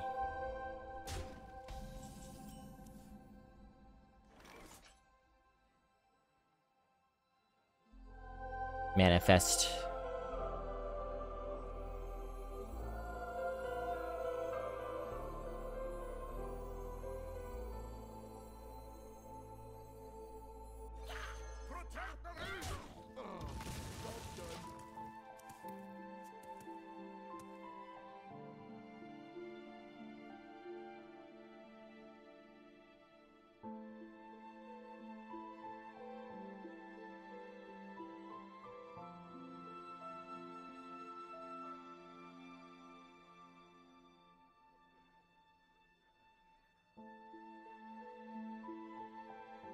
You are helping, Tamikato. I can feel the power flowing back into me. Fellow men. No, that's not right.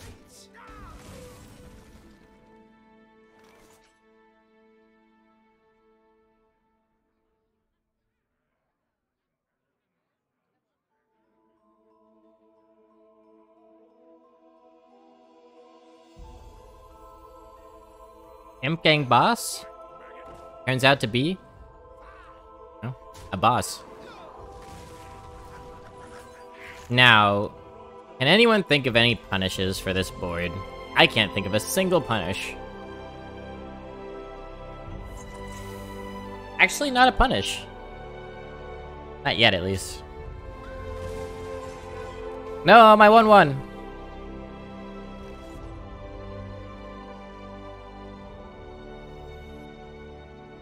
Terrible hand for this board state. I'm gonna put a taunt out. Gotta go face. Well, we got them below 30, Pog.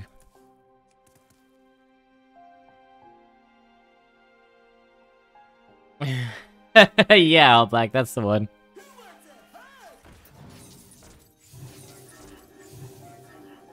Everyone's got a fetish for your foot, Tamikato.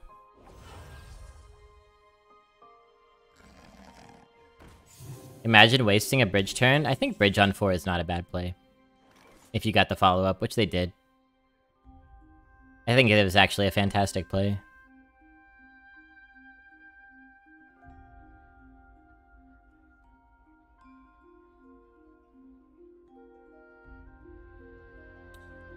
We could do a blast in a bunker or a rancher in a bunker.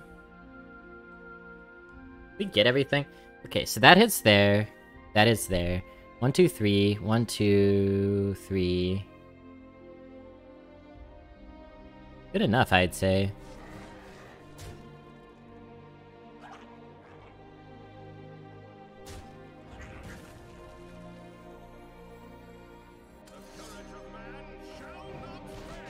Good enough, I'd warrant.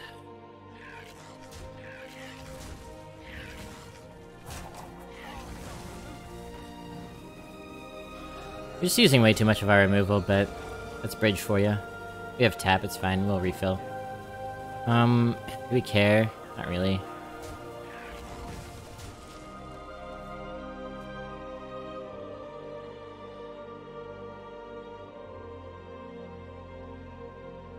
Bridge on 4 does actual nothing?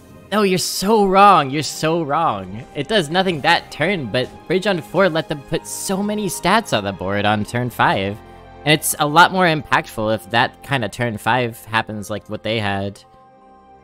That's so much more impactful than if it happens on like turn 8, if you're greeting your bridge a little bit.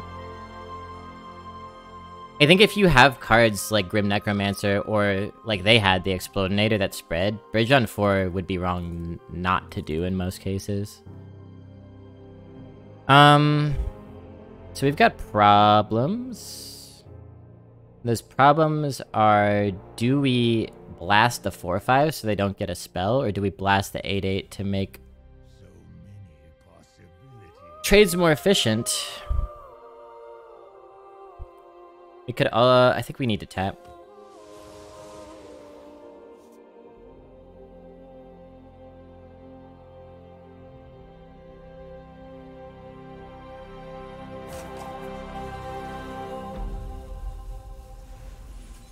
I'm gonna decide not to care about the 8/8 right here.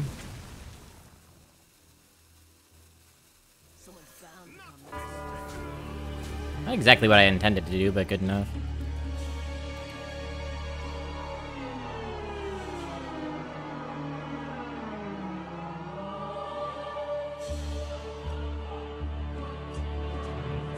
Whatever you linked to is, it looks like a dead link, Alex.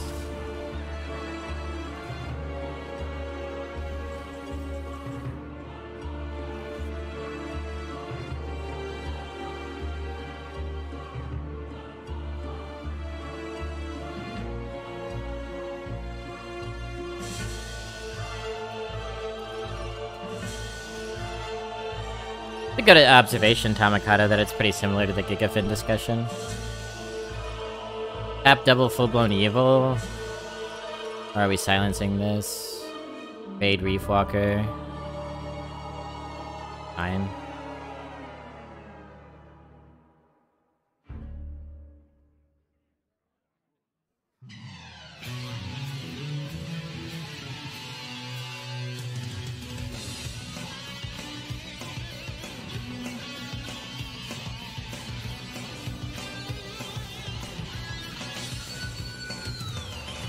Gonna come down to the wire here. We're gonna need to tap, but we're not gonna want to because we're gonna be almost out of health.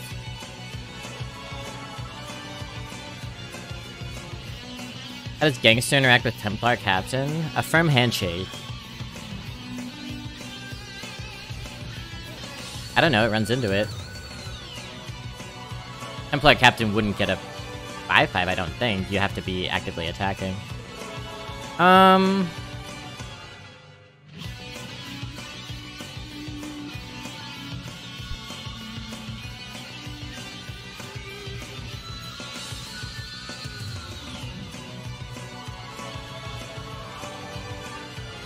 Look at how light we drew. I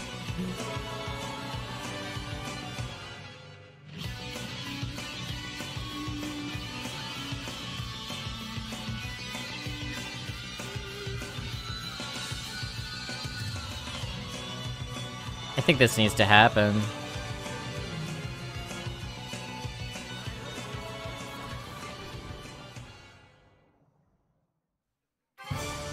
Expecting something a little bit better, but I don't know, maybe that'll get us there. 12.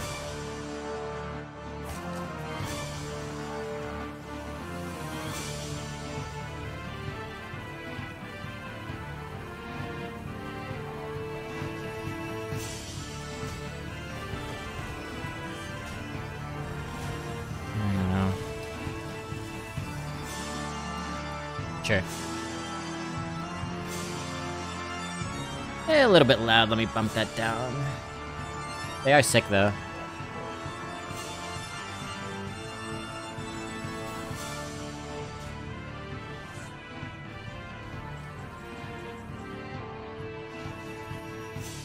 Alright, what horrible thing have they done?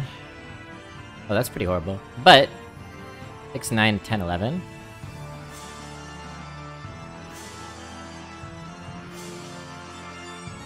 Heal 4 to their face, I go down to 13, 6, 7, 8, not good enough.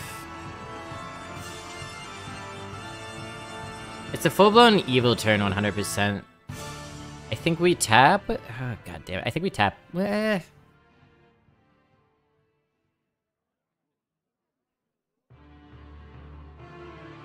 Tap Gigafin? You've convinced me. What? That's not what you said it would be.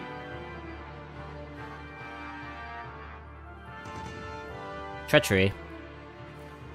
Of the highest order.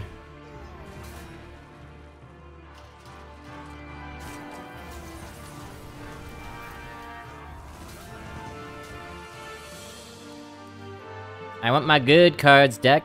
There's only so many times I can tap before I'm dead, deck. Where's my good cards?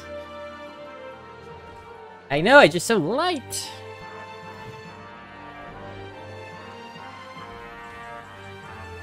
I don't know, I've lost so many games to turn 4 bridge. I think you're vastly underestimating it.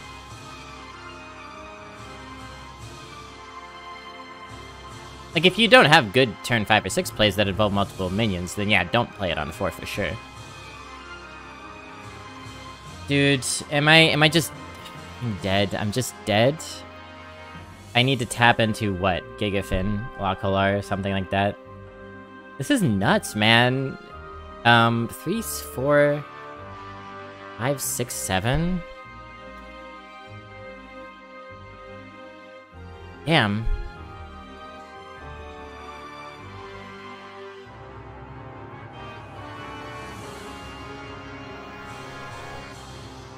I look forward to listening to that, Alex and Martina.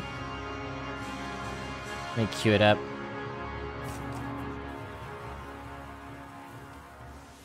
Peon! Awesome! Peon! Peon! Look at this, chat! What is this? Ugh, so sad. So sad.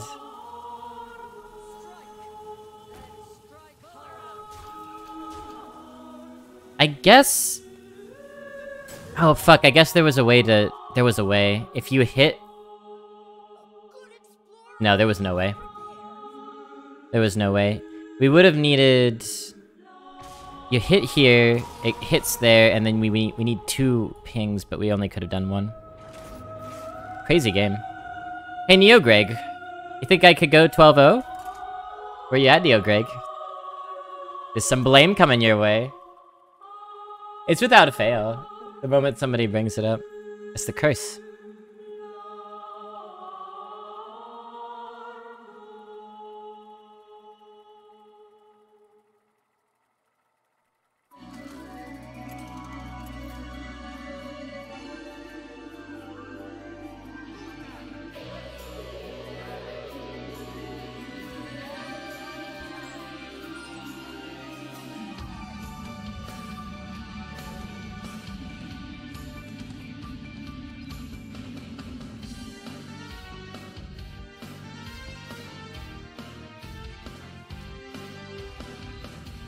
We could keep Hippo. We're coining 3s in all likelihood.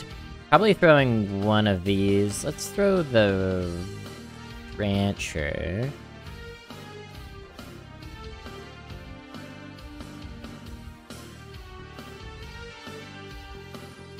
Playing it on 4 also doesn't line up with your Wall of Taunts on 7. Well, I mean, if you have that card, and if it's in your hand, then you can save Bridge, and that makes a lot of sense. That's a very niche case. You could just as easily say Bridge on 4 lines up perfectly with your City Architect on 6. And that's a pretty common card to have as well. What's happening?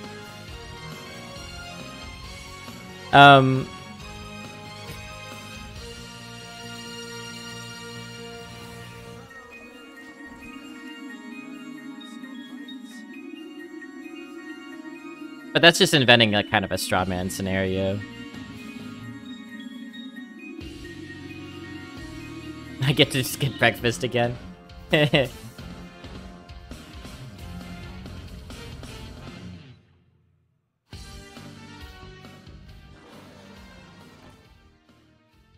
Too many Reefwalkers? No such thing when they all make each other better.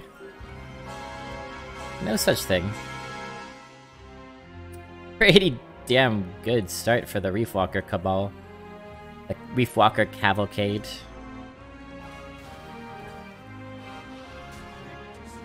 We got Rams coming down to open the Divine Shield up, but it's still strong.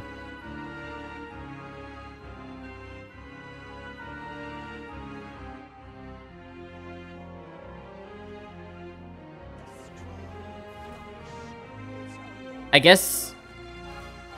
Hey, Battlemaster, run your 3/6 into the 9/10. No, it doesn't work. You don't have the mana for it all, Black. Because I had to tap into Ram, I think. So I was mana short.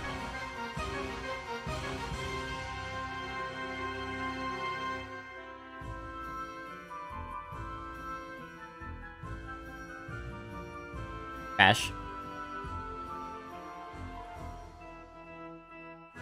One trash man's is another man's trasher.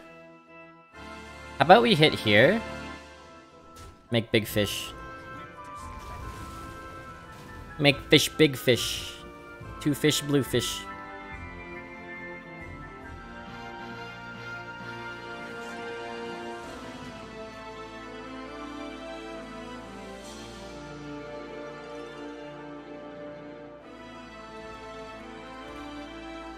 Oh, I tapped into peon? Alright, then I guess you're right, all black. I still think that would have been incorrect, because if you have Gigafin in deck and Lockhalar and you can tap into those, it feels like that's more likely than the perfect sequence of hits. But maybe I'm wrong. Maybe I'm wrong. Maybe it would have been more likely to just... I don't know.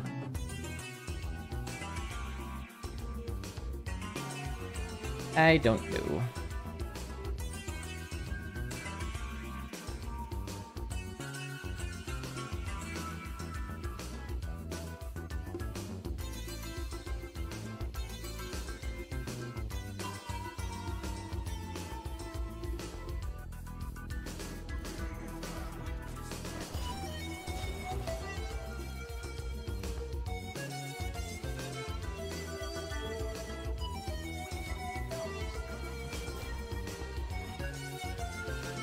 Yikes.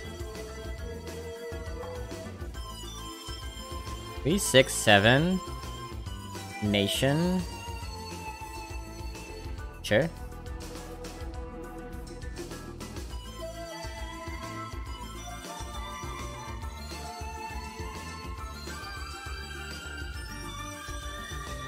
What about Blast? Is that gonna be better for us? Blast, Hippogriff, and, 9 face. I think that honestly is better. We'll do that later. I don't want to trade everything in right here, so... Let's gotta go fast him.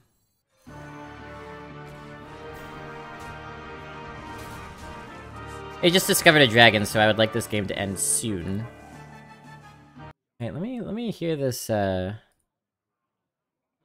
Bobby Limerick.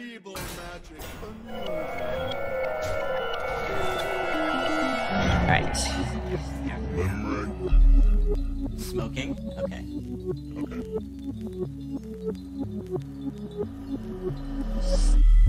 There once was an elegant smoker.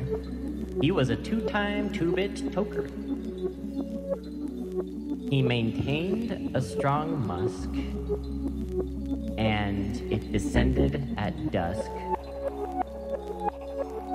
when he cracked open cigars with stockbrokers.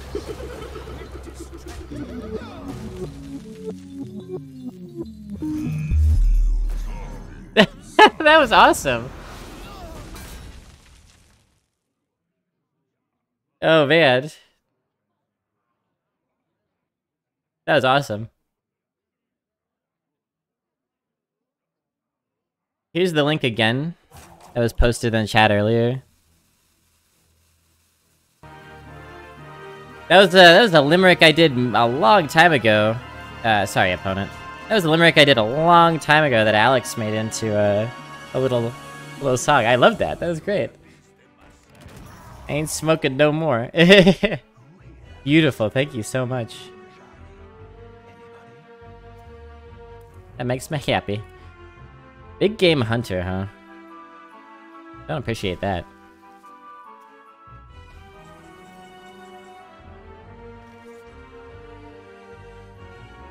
Three for 5, 6.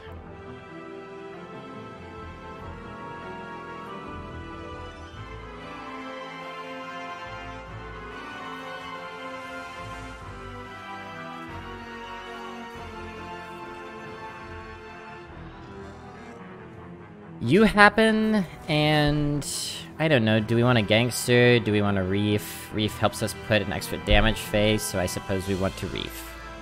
Good talk.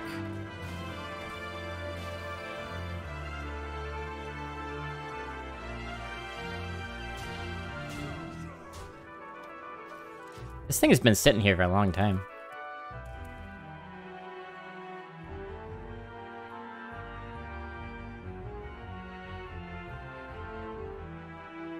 Yeah, card games require a more holistic way of thinking. You can't know what is correct. There's an uncertainty that can't be fixed by statistics. I agree with all this, Tamakato.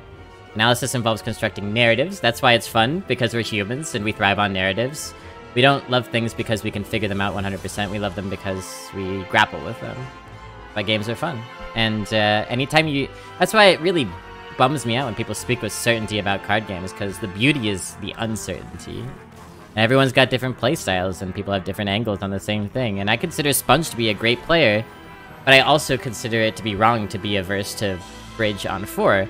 Is that an oversight on Sponge's part? Is that a blind spot on my part for a playstyle that I don't fully understand? You run into these impasses all the time when discussing games, and that's beautiful, because you can't figure out a game like Hearthstone, or chess, or running really fast, or whatever game you prefer. You know, you can't figure it out. We're imperfect creatures, we're not machines. Yeah, and that's why it's fun.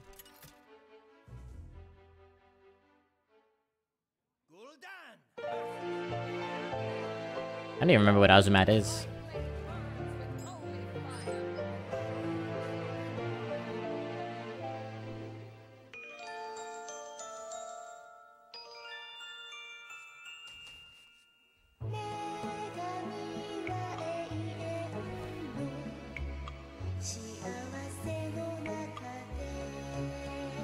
Film rating Big Fish. Juicy Bussy! Welcome to the fun dungeon. Thanks for the follow. Did I say your name right? If you have a 2-2-3 curve, do you usually coin out the 2? This is one of those things, Zoolander. You know, we're just talking about how contextual and dependent so many things in card games are.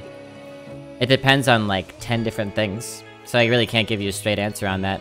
It depends on your deck. It depends on what those cards are. It depends on what class you are, what class your opponent is. It depends on the meta, and I could kind of go on and on. If I were to generalize,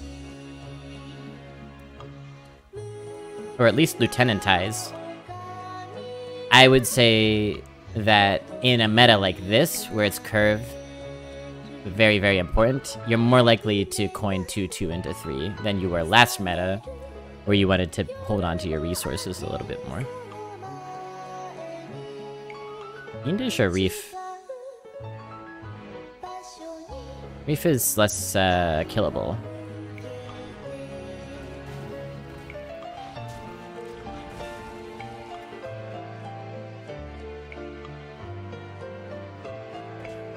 But what if I am a machine? I don't believe you.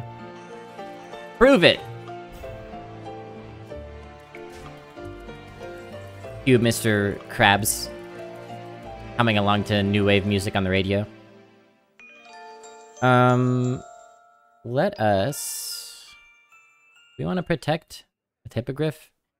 Or do we want to put down solid stats with the excavation? I kind of want to protect it. I don't know if that's right, but... Love Hippogriff. Oh, the octopus thingy? Yeah.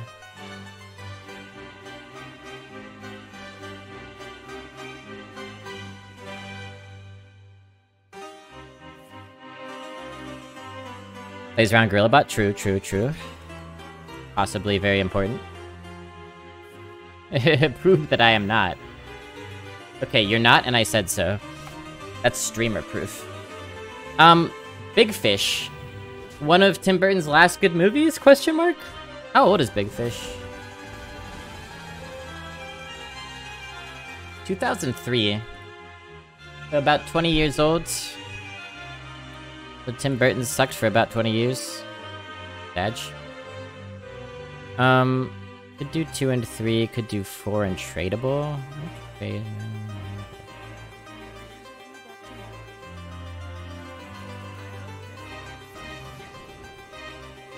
Yeah. Big Fish is a kind of an outlier in Tim Burton's career in that it's the one movie that isn't, like, kind of, delightfully or insufferably, depending on the movie, dark and gloomy. It's actually quite bright and sunny. And Ewan McGregor is much, more lively protagonist than his typical, like, emo light fare.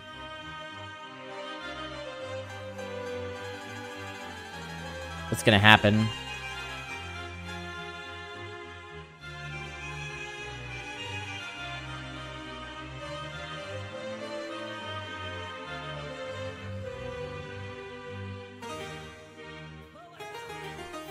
Not surprised. Oh, the Matrix. Okay, I am a little surprised at that.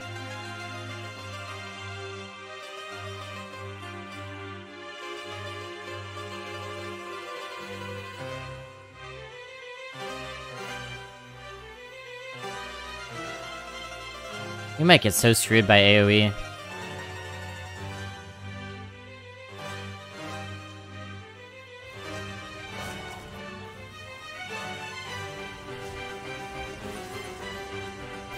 Oh, well.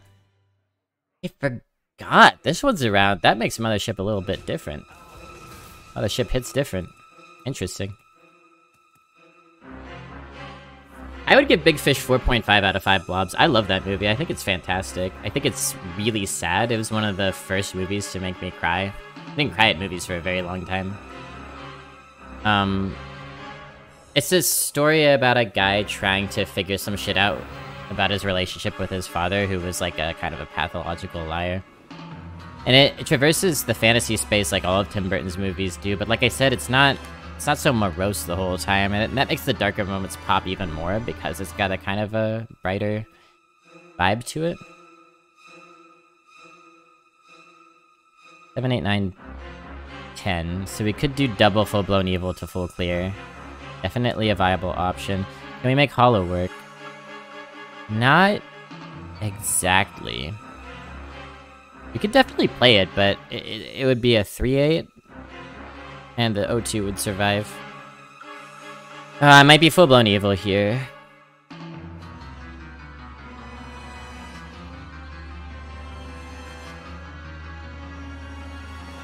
Full-blown evil's just a nice tempo play. You won't need it later if we have Gigafin, right? Giga Chad. You could also argue to do just a kind of a stasis play and make the Gigafin better next turn. But we also don't have the Gigafin next turn, so... This gets a ton of damage face, which I like. Paladin Secrets are a mess again. They're really good right now. I also thought it was Judgment of Justice, which I was comfortable with.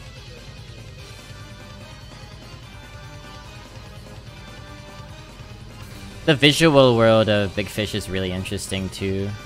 Okay, we eat those, chomp. We eat those, chomp. We eat these, chomp. You could also hollow. So you would... 4...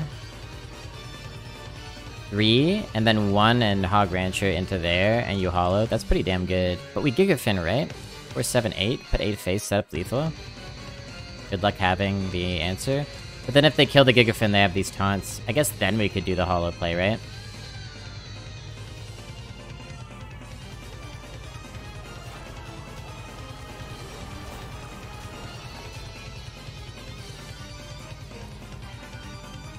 See.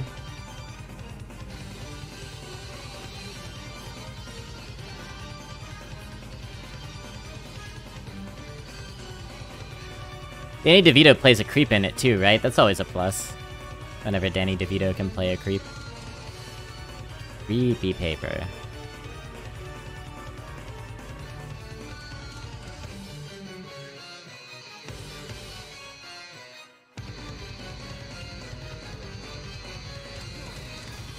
Wonderful.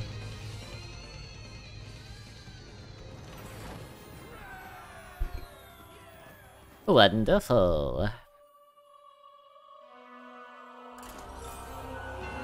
True.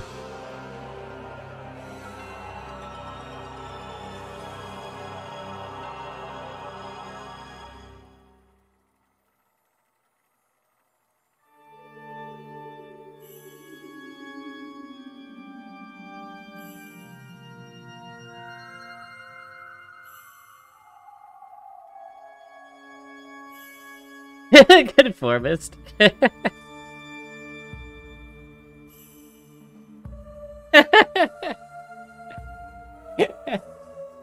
When? Show me one time Blobby conformed. Show me one time someone told Blobby to do something and he just did it without being a poopy dingus about it.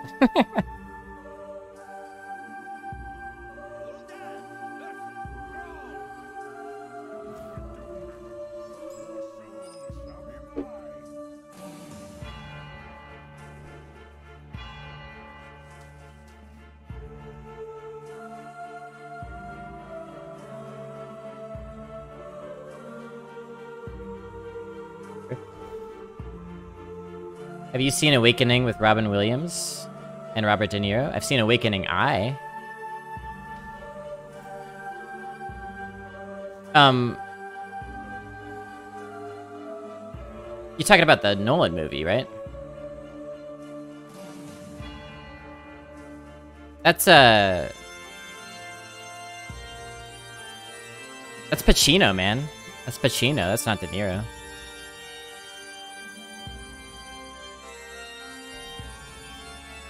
But when I did watch Awakening, I had no idea that Vin Diesel was in it with a full head of hair. I was not aware of that.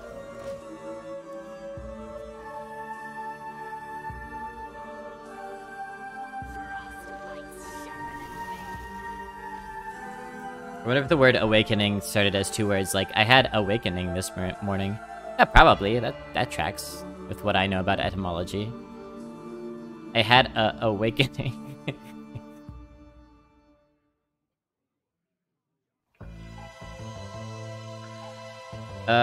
No, this is a different movie. Oh, the Nolan film is called Insomnia, which is the opposite of awakening. You're already awake. It's just awake. The Nolan movie is called Insomnia, and Robin Williams plays a villain. Okay, I don't know about this movie, Awakenings. I just assumed you mixed up the Italian people, which is an easy mistake to make. Every single time Angry talks about either of these actors, they mix up Robert De Niro and Danny DeVito. They mix up their names every single time.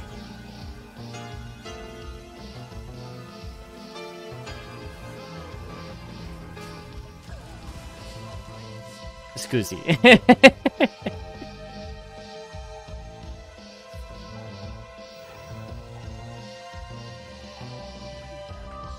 I've been going 8 hours already? What? Maybe I'm a machine.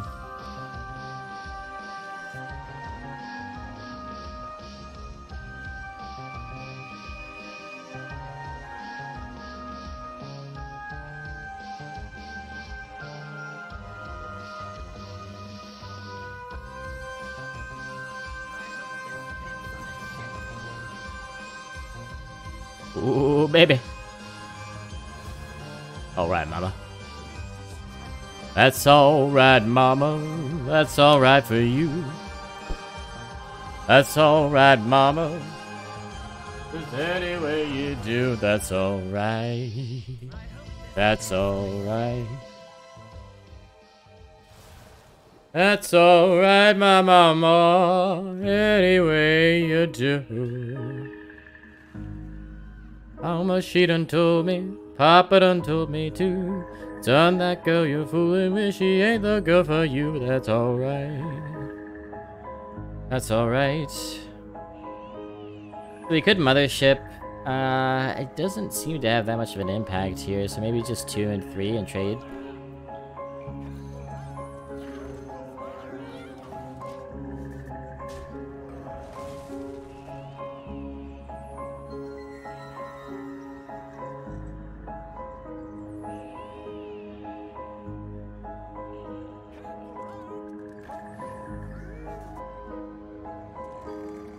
I'll have another long stream tomorrow, chat.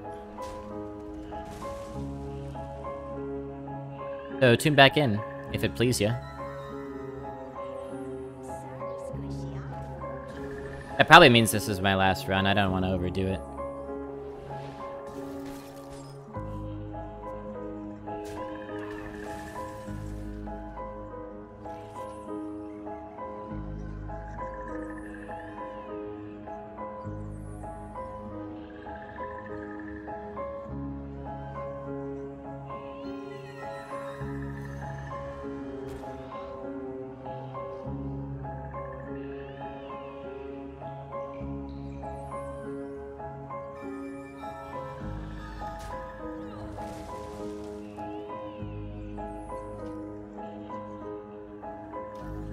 If you so wish, you can rush into my mothership. I guess it's fine. The movie has an 85-year-old lady playing Robert De Niro's mom and she kills it. Hell yeah! Actual age-appropriate actresses? We love to see it. One of my favorite side characters in It's Always Sunny in Philadelphia is the old woman who they get to play the piano sometimes. Iconically featured in the, Dayman episode. Nightman Cometh. Etc.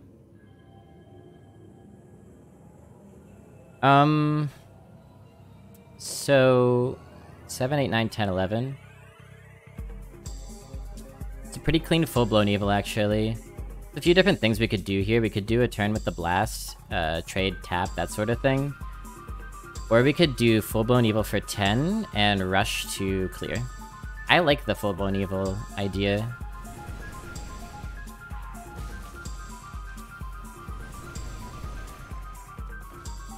The mothership really becomes a problem for them if we clear their board this way.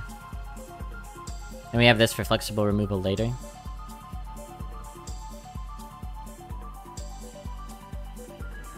After all the Goodwill Hunting talk last week, I was gonna rewatch it with my wife, but after the review, I think I'll pass. Yeah, and you know, it's... Some critics relish being a spoiler and, like, ruining things for people. And I don't really. It doesn't bring me glee to ruin something. But some things... maybe want to be ruined a little bit. Night Captain?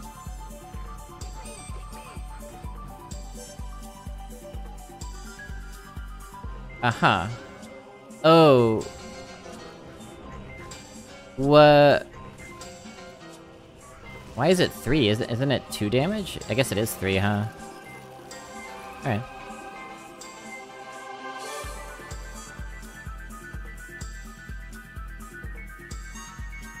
Yeah, and if anyone doesn't know what we're talking about with the review, I wrote a little review on the movie. Because historically speaking, chat really wanted me to have seen it.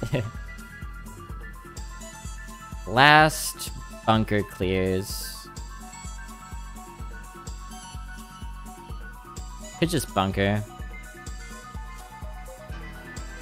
I tap?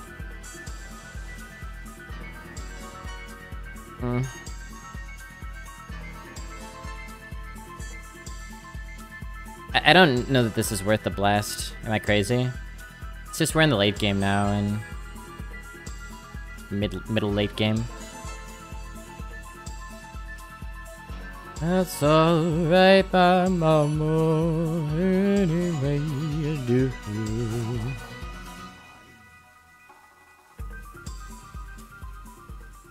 It's kind of the last removal we have available to us at the moment. I'm gonna let this live. Our minions can grapple with it. Never loved Goodwill Hunting. It was always one of those Sunday morning movies that would be on cable my dad would be watching. I always thought it was okay. You know, I didn't think I would love it going into it. And I try not to let that color my actual feelings about it. But what I didn't expect was how lazily it's shot. Like, it's just a really visually lame movie. Doesn't really have anything going on for it visually. But it really does have that vibe of the thing that just is on TV that you watch a little bit of and think fondly of because of it.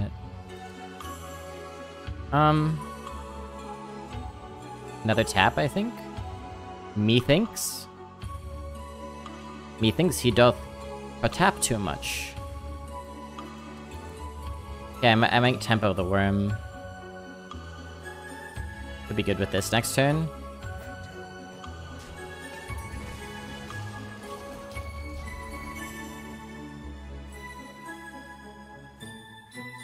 Should be able to kill the diver if it goes into here with like this and this, or just this on there.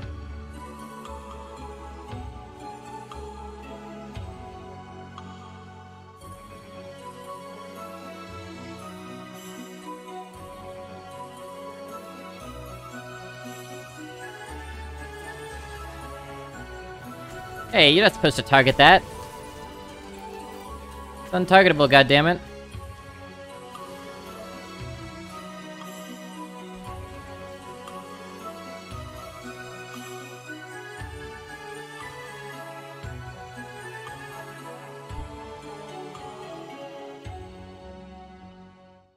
Not gonna read all that because I'm tired, Tamakato, but I think you're onto something there.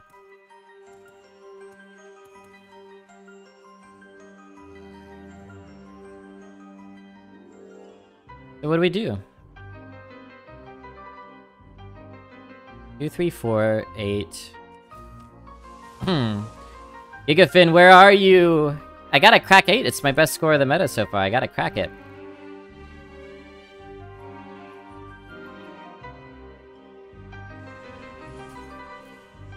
Let's just try not to be taking 1,000,000 damage.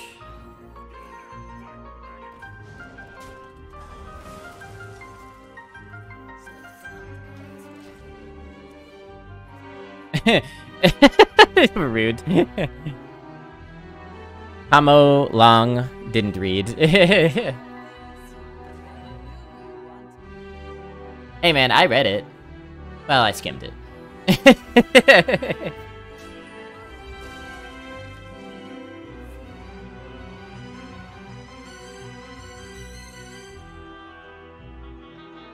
How about this, Tamakato? Every time that you have something really long that you want to say, just like give like a sub or something, so that the text to speech can read it out loud for us. That will surely be the most accommodating, least annoying way to receive that information.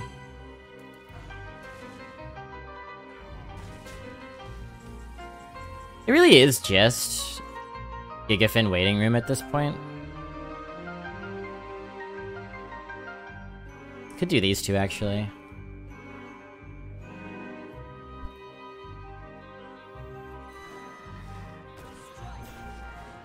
It's fine. Buy some more time.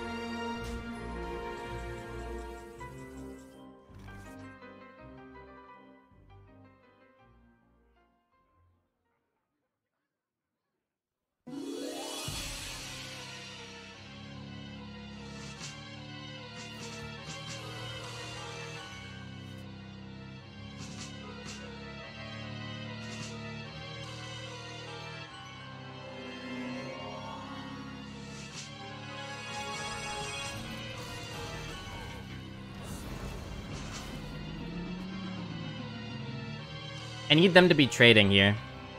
That's the only way. They need to be trading, making good trades, and then we Abyssal.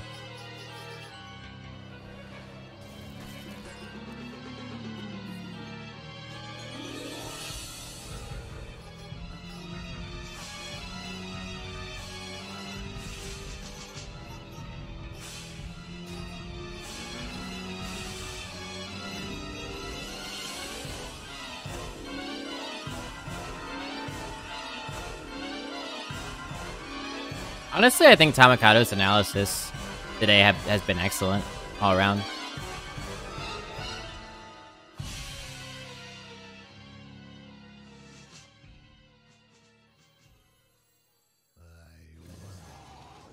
Not dead yet! Should we tap?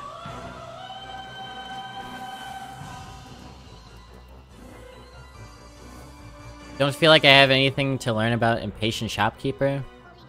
I feel like I do. I feel like I am constantly wondering every time I see a shopkeeper in the draft how much I should value it. You know, this game isn't lost. Yeah, Tamakado's been co-oping. It's been great. Seeing him around.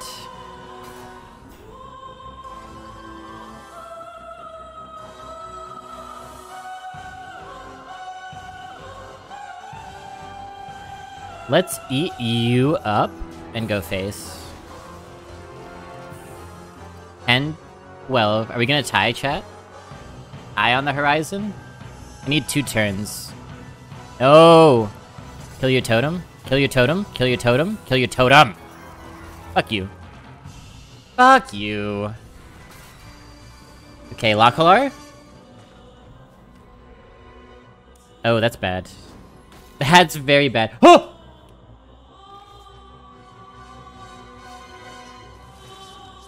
They got lucky, we got lucky. We're even. 16? I still need 2 turns. Dodgammit.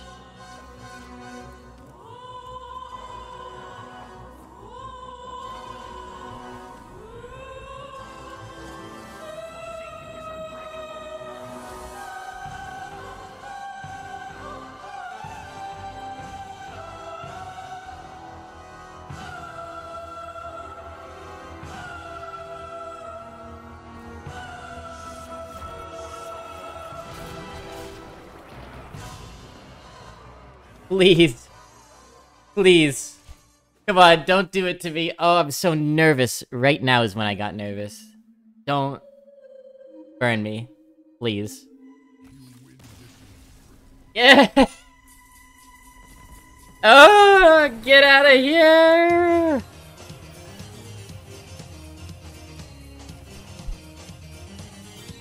Opponent is like, I got my opponent to 1. They will need insane top decks. Blobby. Locklar and the Gigafin. The funny thing is, I didn't even need the Gigafin, really. I mean, it made it more certain victory, but...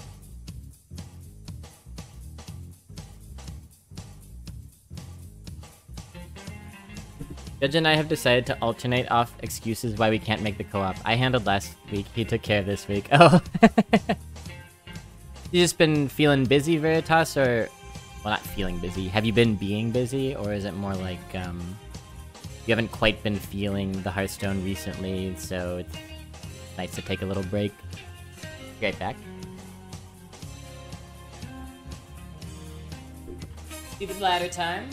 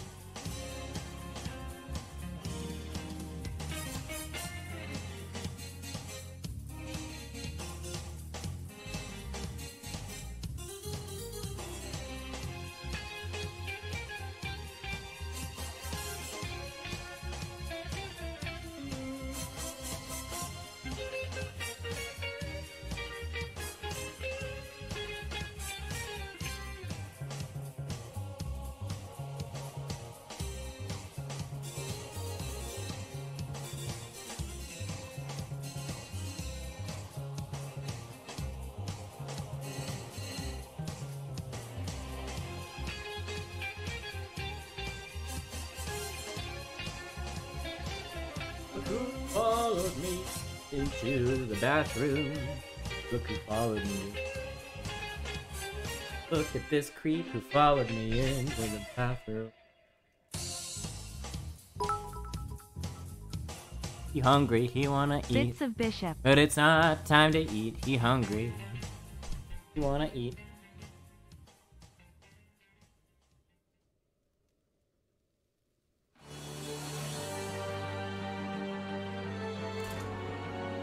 Mr. Bishop, wanna eat?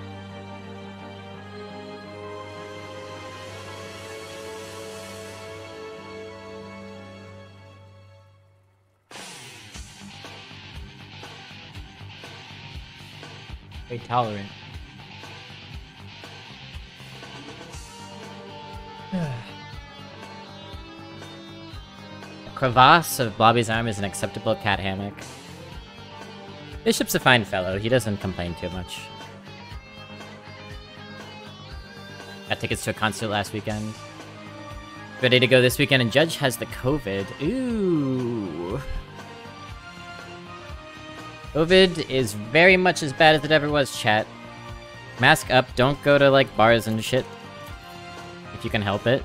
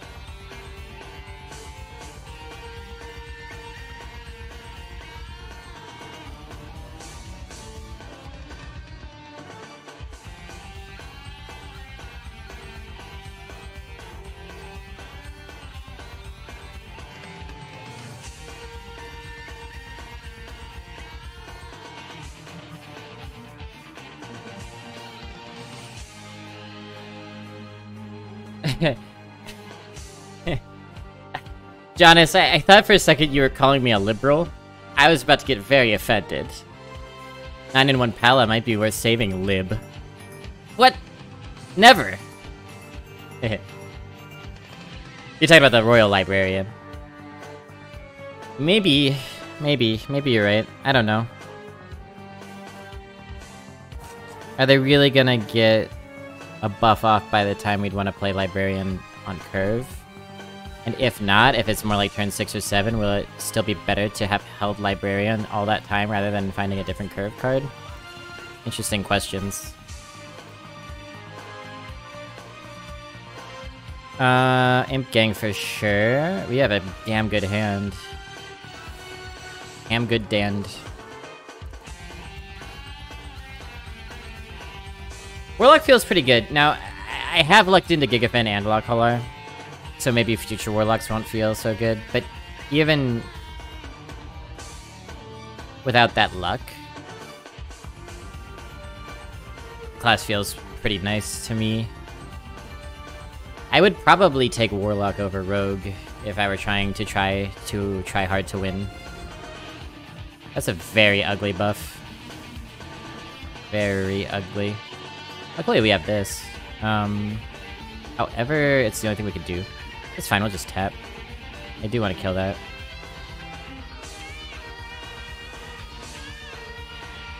Abusive has been pretty solid for us, honestly. Yeah, we'll see, we'll see. Uh-oh!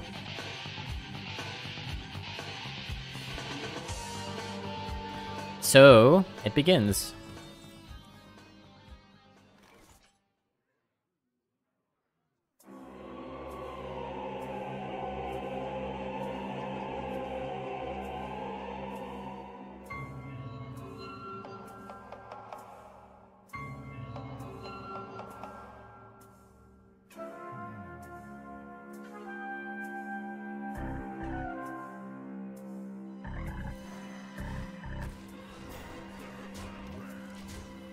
Not ideal. Very unlikely that a Hollow A-Bomb will be good next turn, but maybe they'll play 1/1s or something, I don't know. Yeah, you know what? And... you know what? So we've got a couple options here. Legitimately, Hollow A-Bomb is a good play. It trades with both the minions, gets rid of Divine Shield. Alternatively, Reefwalker Ram Commander is not bad.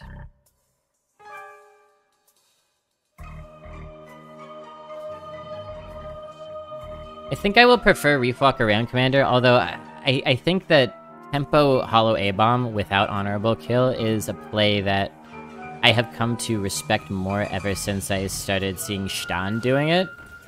And I thought about it for a little while and kind of realized how good a 2/8 that deals 1 damage to their board can be on curve.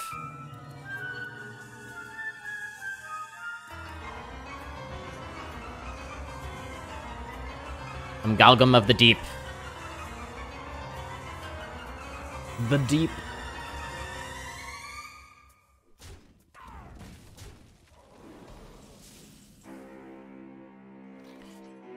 Okay, massive payoff. The reason that I went with the play I did rather than the Hollow A-Bomb isn't because Hollow A-Bomb wasn't a good play, it's because I wanted this specific play this turn. And Reef Walker is a very flexible way to set up for this, so... Boom. Boom.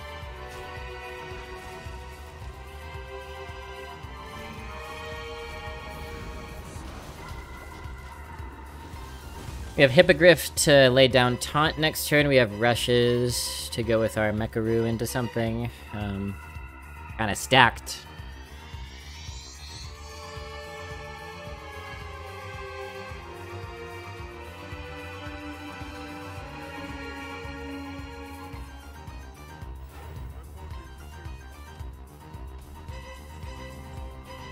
See, now this is where we would it's turn 7, and this is where we would use that silence we were talking about, huh? Be honest. You don't strictly need it here, but it would have been good. Shall we deal 20 damage to their face?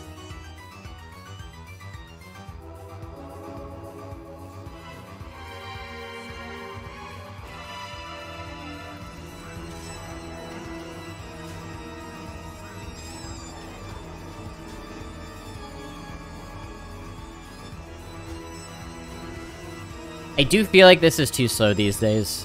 There was a time when it was a perfectly viable curve card. But it doesn't feel so hot right now.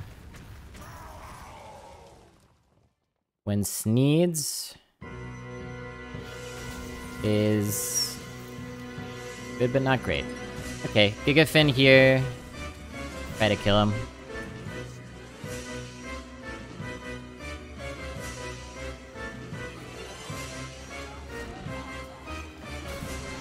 I guess we probably wanted it on the other side of the 5/5. It doesn't matter that much.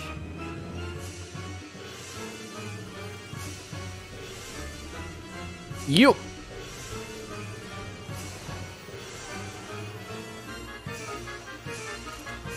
Double digits for the first time in the meta. Can we go 12?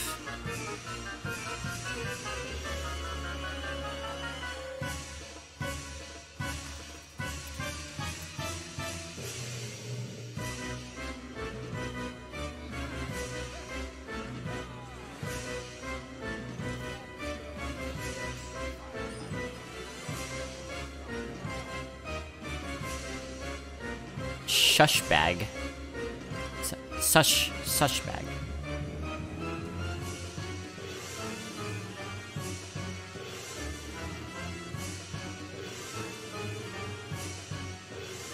First 10+ run for you? Well, it's been... I only streamed 2 days. No, that's not even true. I only streamed 1 day before this. So not going 10+ in 1 day, that's pretty reasonable. I think. Me think. Hippogriff has been really important for us. I'll keep it here. Slightly reluctantly. Because we might want to coin Hollow, but it's far from a guarantee. Coin Hippo into Hippo is actually a strong setup for Hollow, I think.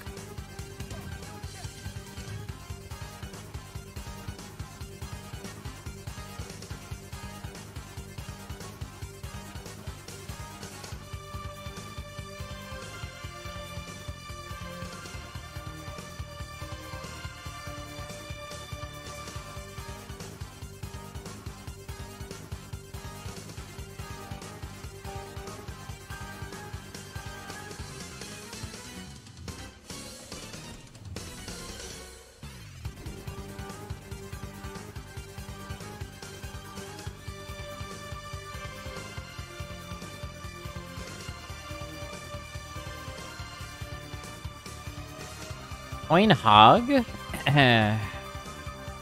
With some pretty interesting flexibility on the board. I'm actually gonna do it. I'm gonna be pretty aggressive here.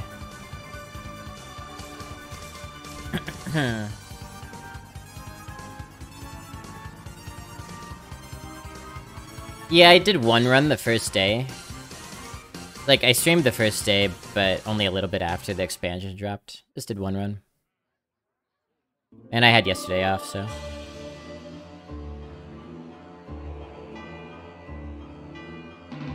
But I've certainly gone on much longer stretches without a double-digit win.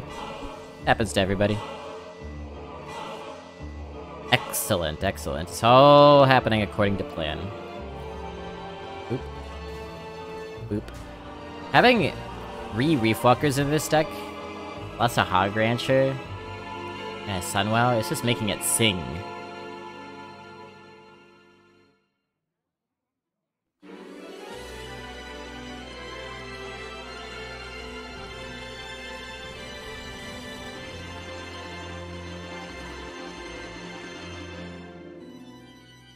Probably gotta hit in here.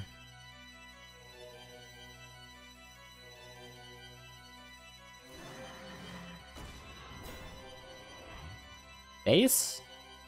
Face, no. We go face here because of Hollow, right? We want that to value trade, and then we eat it up, chomp. Yep. Like that. Just like so.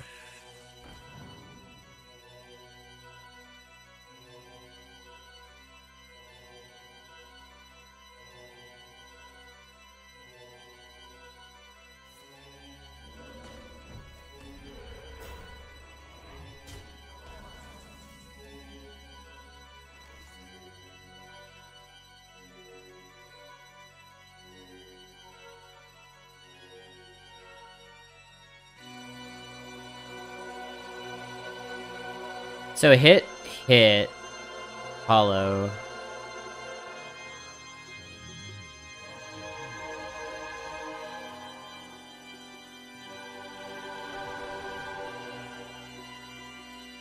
Already an Albatross. Already. Pretty damn good.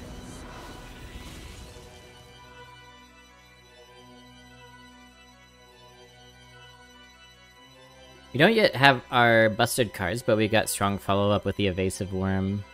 We can start tapping soon.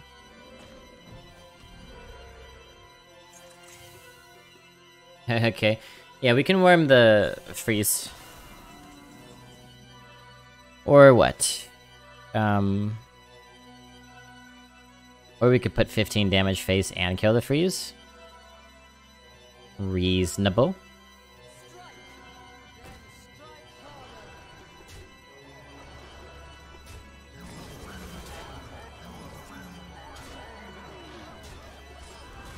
Reasonable. Is your wild paw gonna save you, Sushbag? I think not, but we'll see. Worm and Grunt and Hippogriff, all potentially very useful next turn. If it seems like they'll stabilize and the game will go longer, maybe we'll try to copy the Worm.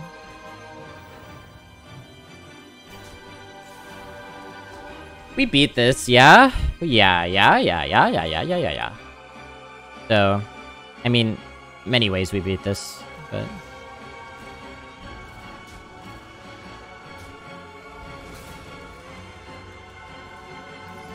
Albatross to rub it in their face. Actually, a pretty easy game. It's the easiest game we've had in a minute. 11-1 chat. Can we get there? Albatross win rate up!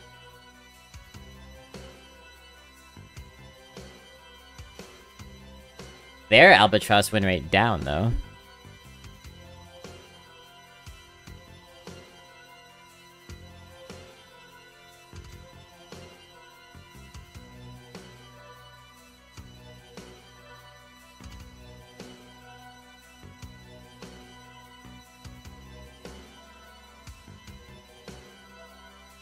Could be the final game of the run. Let's have some fun. And then we'll be done.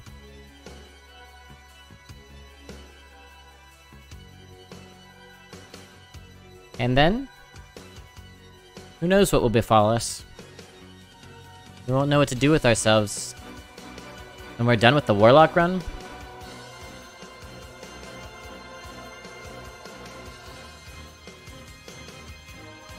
Pretty strong performances today. Maybe we'll do a little tryhard tomorrow. I considered today a lot of experimenting.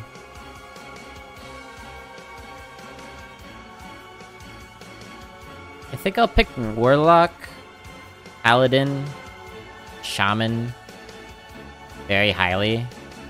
I haven't played with Demon Hunter yet, so I don't know for sure.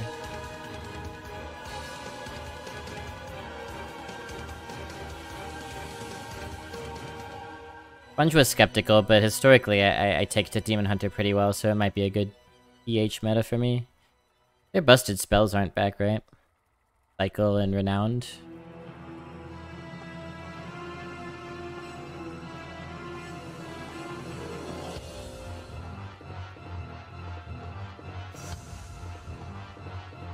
Struggling to find me an opponent, I see.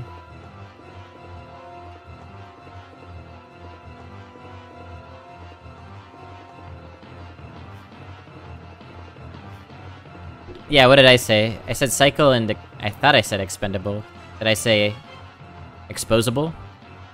The exposable performers? Super Bowl halftime show?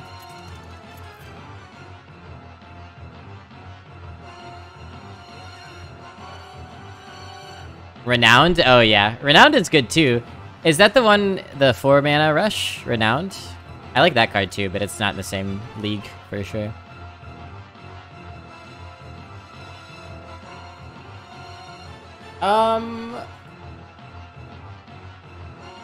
I missed that card. I thought that card was very fun.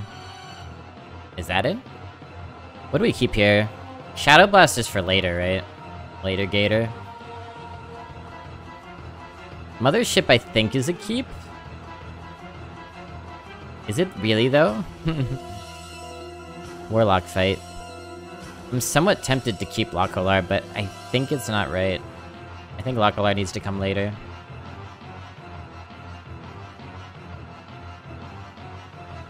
That's a nice hand. I'm glad I done what I done.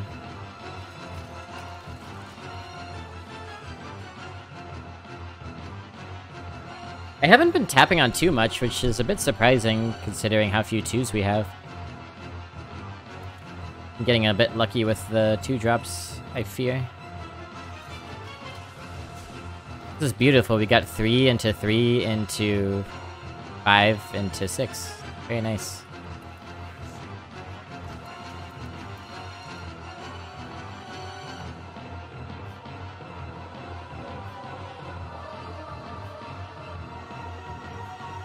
Play Reefwalker, they're not gonna really know what to trade with. They'll probably kill the 1/1 fish.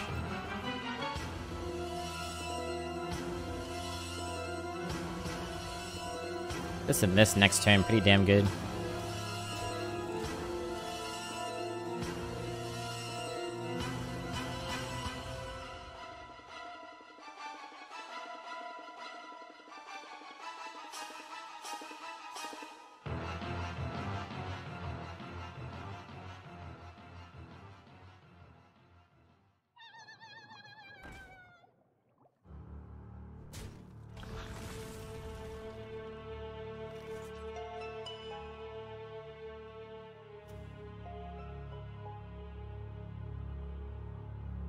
This kind of nullifies the idea, but we can still do this play. I think it's still good. It's really not, look at all them death rattles, not the best board to slime scale into. Actually figured out how to counter a slime scale. Plus we can hollow it next turn, probably. It goes into a 3/2. What does it trade with here? The 1/1 maybe? Sergeant, I mean?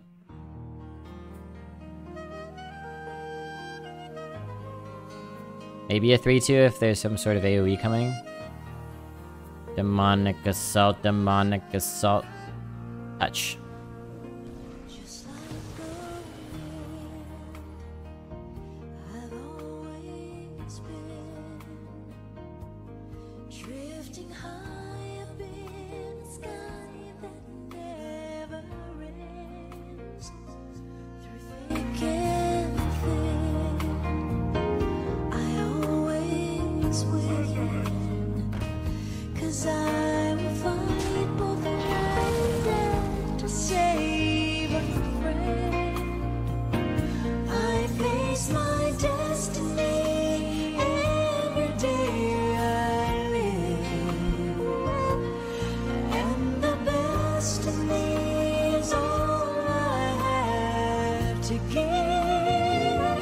Just like the sun, when my day's done. Sometimes I don't like the person I've become. Kinda don't know if I want to do Hollow this turn. Probably it's good to do.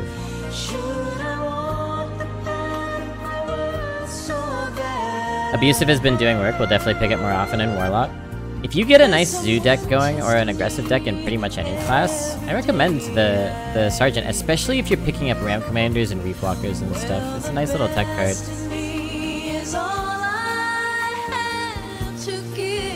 I'm actually not gonna do it.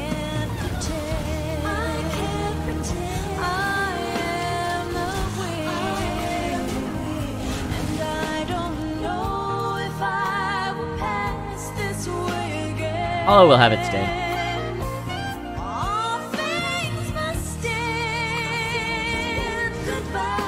Abusive seems bad by today's standards, but it's damage out of hand. And that can be very useful. And it's so cheap, you can weave it in with other stuff.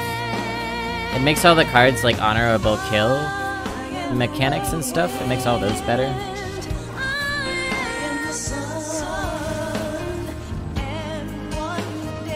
Easy, mothership.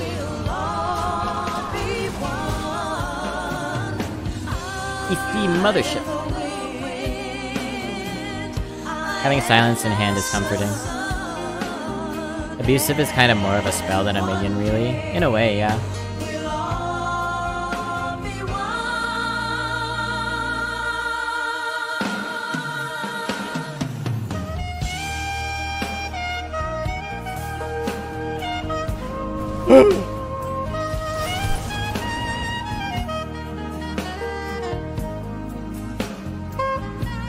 If we get to the next album, it'll be a jarring music shift. Just prepare yourselves.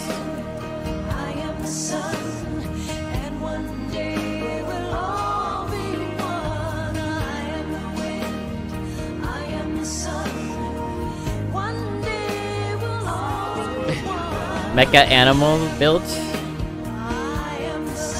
Just like that kids movie, Mecha Mind. Tempo Grim Totem. Oh man, we're in their heads.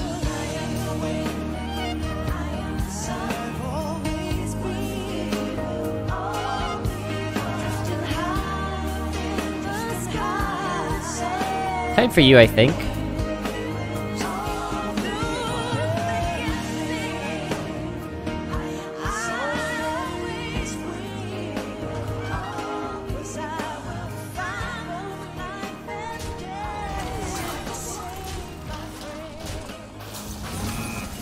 Bonus peon. Oh, fuck me.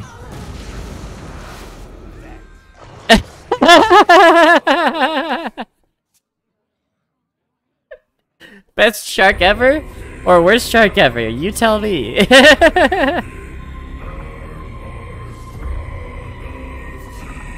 My bad. It's okay, we developed it too late. Oh god. Oopsie daisy, that's right. Oopsie daisy is right. I gotta weave that one back into my lexicon. Did anyone watch that long-form improv show on Netflix, Middleditch and Schwartz? Anybody watch that? It was pretty good. A rare, good representation of long-form improv. Ouch. 3, 4, 5, 6, 7, 8, 9. Perhaps I could have had lethal if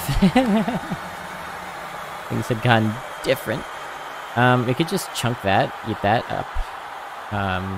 Probably ignore that.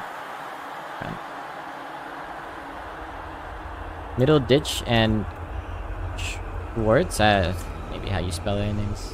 They're famous TV guys, you'd recognize them. But they do it improv duo, long form improv duo form that is really, really fun to watch. They play all the characters. You could get the spell also. 2. There's many things we could do.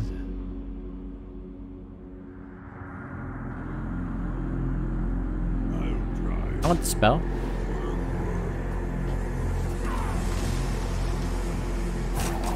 Wait, they didn't dredge last turn, did they? If they dredge, we're gonna play Altar of Fire. I promise.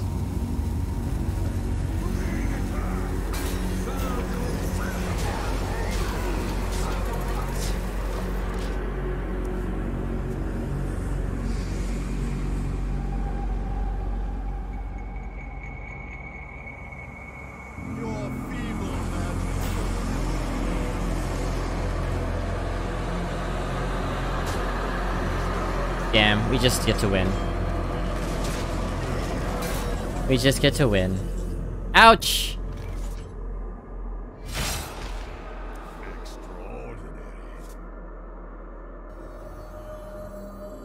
Inside voices, please. Once the spirit is broken and enough pain has been Ooh! It's funny, I feel like we had our transferred to the soul extraction chamber. The enemy demons are quality ready hump to about rise halfway through the run, and then things got easier after that. I wonder if that's indicative of anything. makers and Possibly the not. simple priests who discovered and unlocked the true power of the essence. They combine sentinel and hell energies together. Velvet One, hype! Hype, hype, hype, hype, hype! 12 wins, famous Battleground streamer. With it they did wondrous things. Sunbaking Relaxer. Thank you, Mr. Menace, thank you. That was a really fun deck, I had a blast. Gigafin, my new favorite card. Just kidding, least favorite. Shall we pick an MVP? Most valuable peon? Just kidding. Peon was good, but who was MVP? Gangster didn't do jack. Shadow Blast was quite nice in a lot of circumstances. Full Blown Evil's always good, but wasn't a standout. Gotta be Reefwalker, right? What do you think, chat? Triple Reefwalker?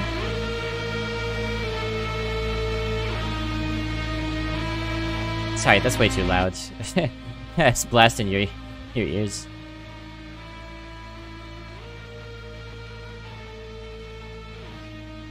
I mean, obviously these two cards did work, but honestly, it's not like they were showing up in a majority of games.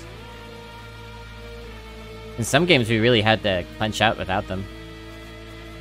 Mothership was always, as always, a standout. Hollow A-Bomb is the other actual candidate, I think. Hippogriff, honestly, almost MVP. Almost MVP for Hippogriff. So I would say Reefwalker or Hollow A-Bomb.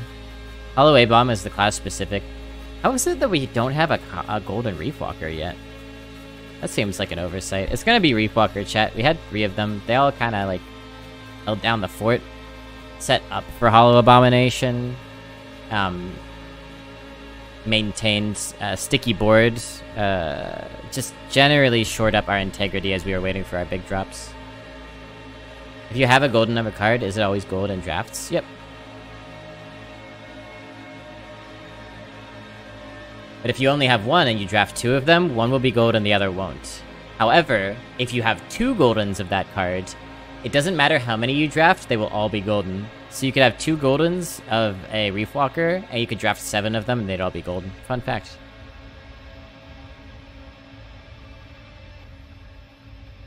All Black just said that in far fewer words than I did. Alright.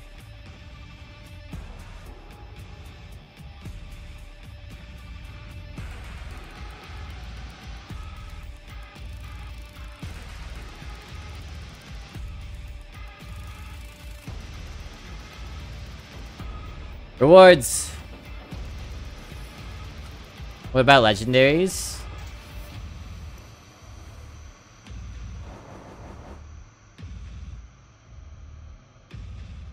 I don't know nothing about no legendaries. Disarming Elemental. Oh yeah, that's the fun one. Maybe I'll get to play it someday. Are they all golden if you have one golden? I don't know, and I honestly can't say I've ever had three of the same legendary in one deck. Definitely I had 2. Alright, let's get our golden reward. Disenchant first. I need more dust.